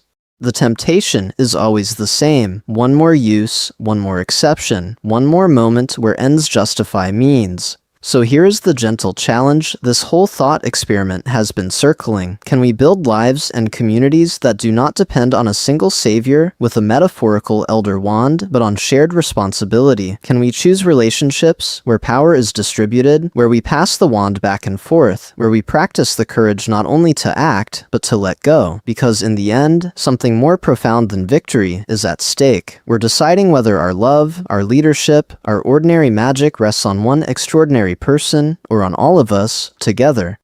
From cold open to final choice, tying the threads together. So when we pull back now, from that question of who holds the wand to the larger tapestry, what do we actually see? We see a single choice in the Great Hall, Harry's fingers closing around the Elder Wand and not letting go, unfurling into an entire alternate world. It begins almost quietly, no killing curse, no coronation, just a boy who has lost too much deciding that if there is a tool that might prevent more loss, he will keep it. From that moment, the arc is set. Early crises where the wand feels like salvation, late-night missions where its impossible power ends, duels in a heartbeat, press conferences where the Ministry smiles a little too brightly standing beside the most dangerous wizard alive. Power feels like protection, until it doesn't. We watch the escalation. Each emergency makes it a little harder to imagine surrendering the wand. Each success ties Harry's identity a little tighter to being the one who can always fix things. And in the shadows of that legend, relationships strain. Ron hesitates before disagreeing. Ginny wonders if she is with Harry or with the symbol. The Auror office learns to wait for orders instead of arguing policy. This isn't a story about Harry waking up one day as a Dark Lord. It's about 1,000 small concessions that make that outcome thinkable. Most importantly, we're exploring how that corrosion is checked not by abstract virtue, but by people and structures that refuse to disappear. Hermione challenging the Ministry's deference.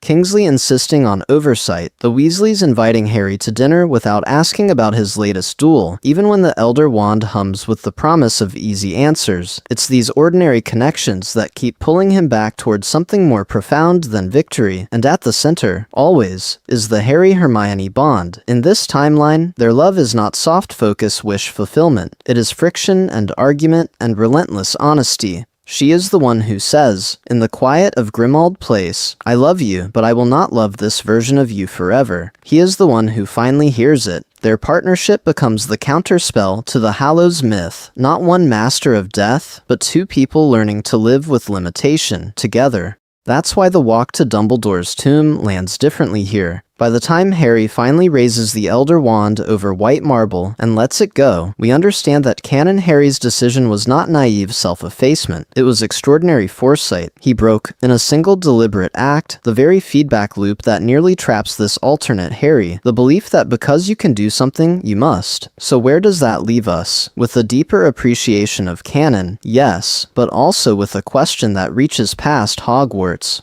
What if our real power lies less in the wands we keep than in the ones we choose to lay down? As we move into our closing, we'll examine that question together, and your reflections, your what-ifs, your disagreements, your own readings of Harry's choice become part of the ongoing magic of reimagining a story we love.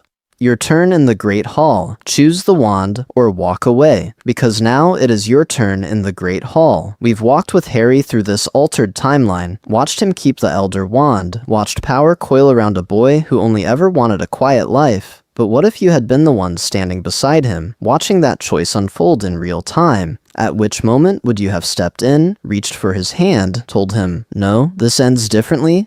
Was it when he first felt the wand answer to him on the battlefield, when the Ministry began to whisper, or when Ginny, Hermione, or Ron finally looked at him with fear as well as love? This isn't a story about passively accepting canon, or this what if as the only truth. This is a story about you deciding where your line is. So tell us in the comments, in this version of events, where would you have made a different choice than Harry, and why? Would you have broken the wand the moment Voldemort fell, hidden it like Dumbledore, or leaned into its power to crush every last Death Eater and dark artifact until the wizarding world was finally actually safe? Most importantly, let's argue, kindly, fiercely, about the ethics.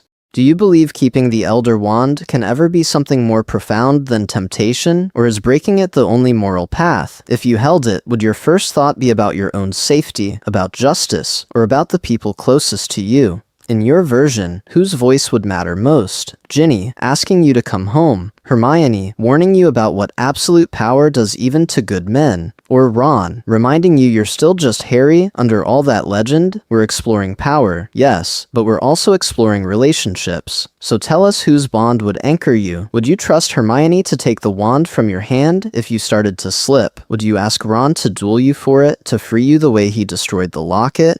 Would love for Ginny be the thing that makes you lay it down, or the thing that makes you keep it just a little longer to make sure no one ever threatens your family again? And if this deep dive made you see Harry's final choice in Deathly Hallows differently, let that change live on. Like, subscribe, and share this with the friend who always argues about the Hallows at 3 in the morning. That engagement is not just an algorithm game, it is how we keep this conversation alive, how we keep returning to a canon we love and asking, quietly and loudly, what if? Tell us, too, which other Harry Potter what-ifs you want us to unravel with this mix of cinematic narrative and analysis. What if Draco had switched sides earlier? What if Snape had survived? What if the Hallows had chosen someone else entirely? So picture that final image one more time. The ruined Great Hall, dust in the air, bodies and broken stone, and Harry standing alone amid the wreckage, the Elder Wand resting in his hand. In that single fragile moment, in your heart of hearts, would you have snapped it or slipped it into your sleeve?